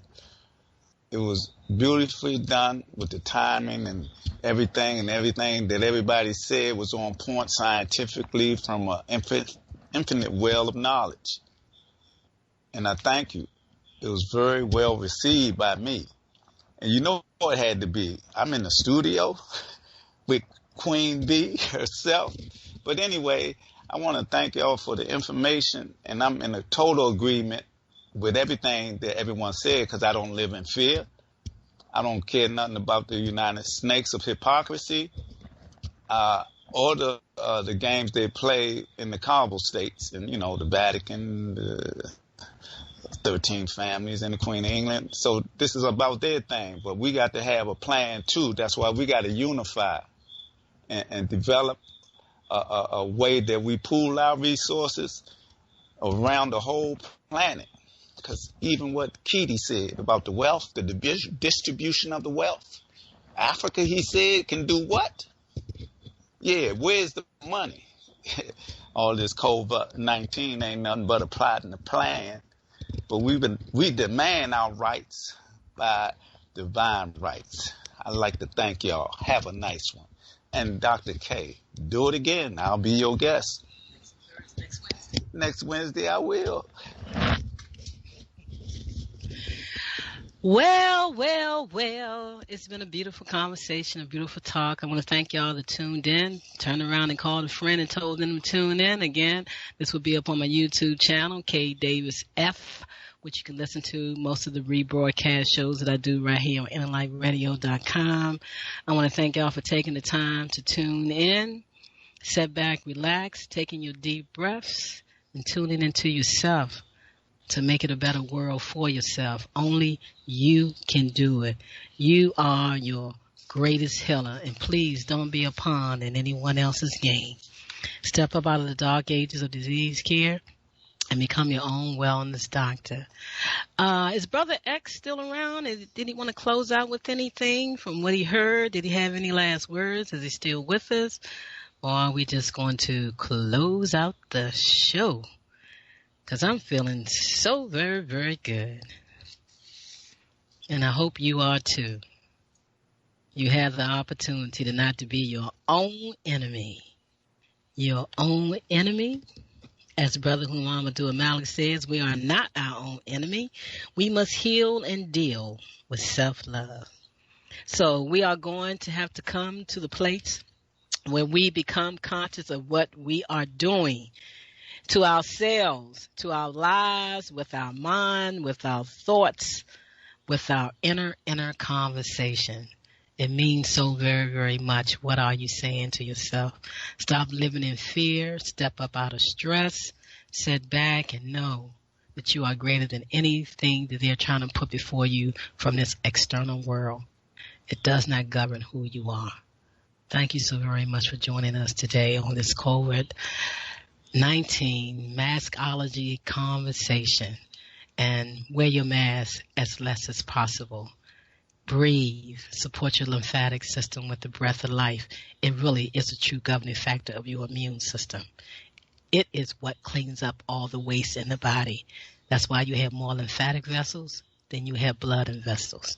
So tune in to the Conscious Self-Healthier Conversation radio show next Wednesday, 4 p.m. to 5 p.m. Eastern Standard Time, right here on InnerLightRadio.com. Take your deep breaths through the week. Wake up.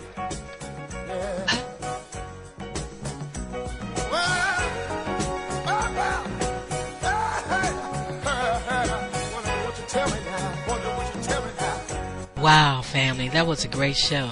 I want to thank you so very much for tuning in to the Conscious Self-Health Care Conversation radio show right here on Inner Light Radio. It was a pleasure having you tuning in. Now, you must tell a friend to tune in. And if you haven't called in and shared your wellness story, don't you think it's time that you help somebody with your wellness story? Call in, share your story, join the conversation. I'm Karen Khadijah Davis-Foulks, and I invite you to visit my website, ConsciousSelfCare.com. Or you can just go to the number 4, the word CELLLIFE.com.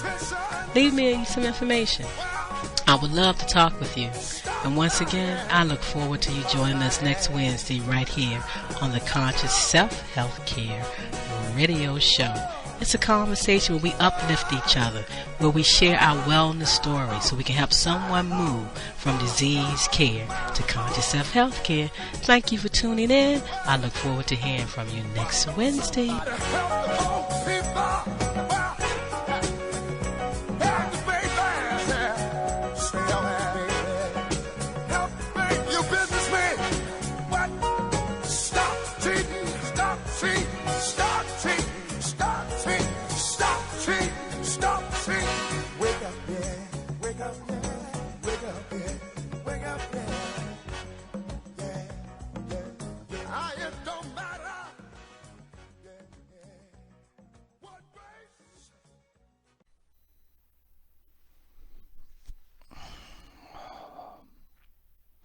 All right, so I'm here to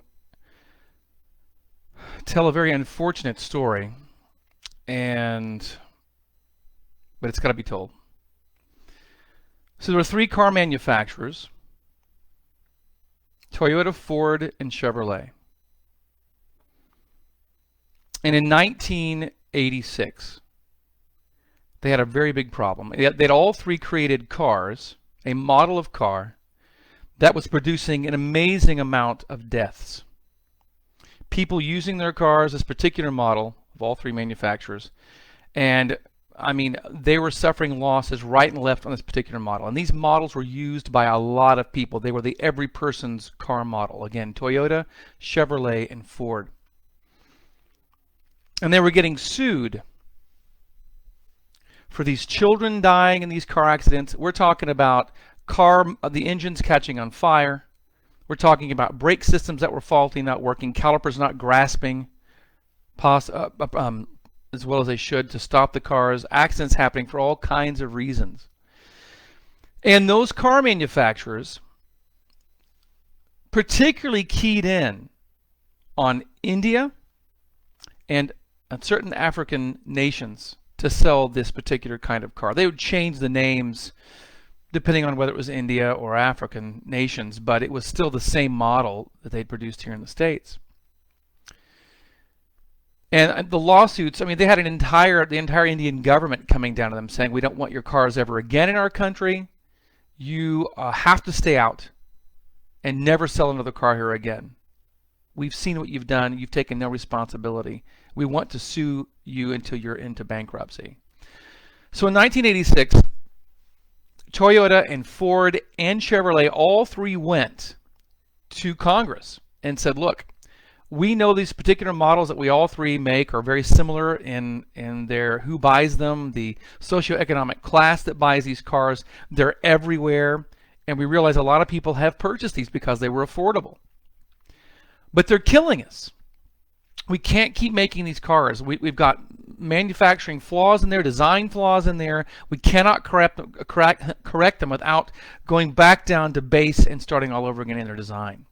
And it just costs too much. We're not going to do it anymore. We have to pull these models. We're getting killed in the lawsuits. And Congress says you can't do it. You cannot get rid of these models.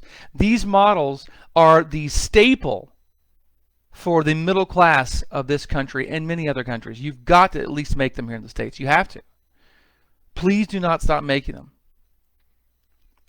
And so the car manufacturers went into another room and they talked about it with their attorneys, and they came back to Congress and said, okay, look, we've got a deal to make. We will continue to make these models, okay?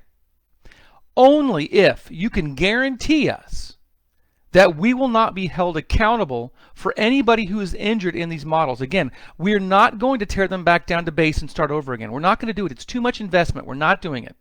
So can you declare us totally not responsible for this particular model that each one of us is making? And Congress said, so you're saying you want all of your products, all your models that you're making to be no accountability? No, we didn't say that. We're accountable for all the other models we're making, Toyota, Ford, and Chevrolet. They all said we're accountable for all of them. But not this one, not the one that we're getting killed. They're suing us right and left for these defects in this model of car. We can't do it. You've got to protect us on this one model. All 3 of them said this. And Congress said, okay. We've got to keep these models coming. It's too much of a staple for our culture. Hi, Karen. And so in 1986, Congress set up a ruling that Ford, Toyota, and Chevrolet would no longer be held accountable for this particular model of car that all three of them made, and they kept making them. In fact, they kept making new models based on the same chassis, same engine design, same braking system, and just gave it different names. A little upgrade here and there, same car, same defective automobile.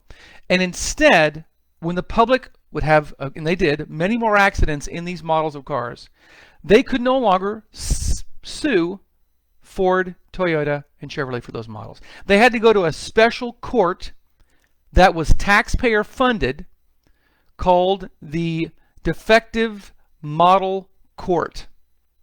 And only there could they be represented in that court to give their grievances against those models of cars and the damage and deaths they had given to their family members, to people everywhere. The Defective Model Court. And your tax dollars were paying for all of it. So let me recap. Toyota, Ford, and Chevrolet, all three make a model of car that most of middle-class America uses. They were used heavily, pushed heavily in India and many nations in Africa as their main car. Touted as being safe, touted as being what they needed to have to really make their lives better. But they were defective from their design and their manufacturing process, creating many deaths until India told them, get out, don't ever sell your car here again. Many nations in Africa, same thing. Many families in the United States, same thing. We want payment. We want restitution. You have killed our family members, our friends with these models. You have got to pay up, and took them to court. The three manufacturers decided they couldn't keep doing it anymore, weren't going to make that model anymore, and Congress said you can't stop making that model. We've got to have that model made. We'll protect you from all liability, Ford, Toyota, and Chevrolet, for making these models. We'll protect you. We'll create a separate court called the Defective Model Court. And all people who want to sue you for the manufacturing of that defective model will go to that court. And that court won't be funded by you. It'll be funded by the taxpayers of the United States of America. In 1986, that happened. All of what I've told you is true, except for one thing. It wasn't Toyota. It wasn't Ford. And it wasn't Chevrolet that made defective cars. It was Big Pharma. And they weren't making cars. They were making vaccines. And everything I just told you, you can replace all of it with Big Pharma and vaccines. All vaccine manufacturing from 1986 during the Reagan administration, they were given immunity for any accountability for the damage those products made. Not the rest of their pharmaceutical lineup, just vaccines. And the vaccine court was born in 1986, and your taxpayer dollars pay for any kind of compensation those families who have vaccine damaged children and adults. That's who pays for it, you, not Big Pharma. But I told you this story using car manufacturing and cars because many of you would have tuned me out if I'd started with the actual manufacturer and the actual product. So go look it up. Big Pharma never been accountable for their vaccine damage since 1986. Why? And they now want the same immunity for what they're pushing on this country and the world in the name of curing the virus. Ask yourself if that sits well with you, that they're getting away with it again. And why do you need to have immunity for accountability for a safe product? Answer that question. And until then, I don't want to hear from any of you that what's going on right now is safe. Share this, pass it along. I may get shut down permanently from Facebook. We'll see. Thanks for joining me.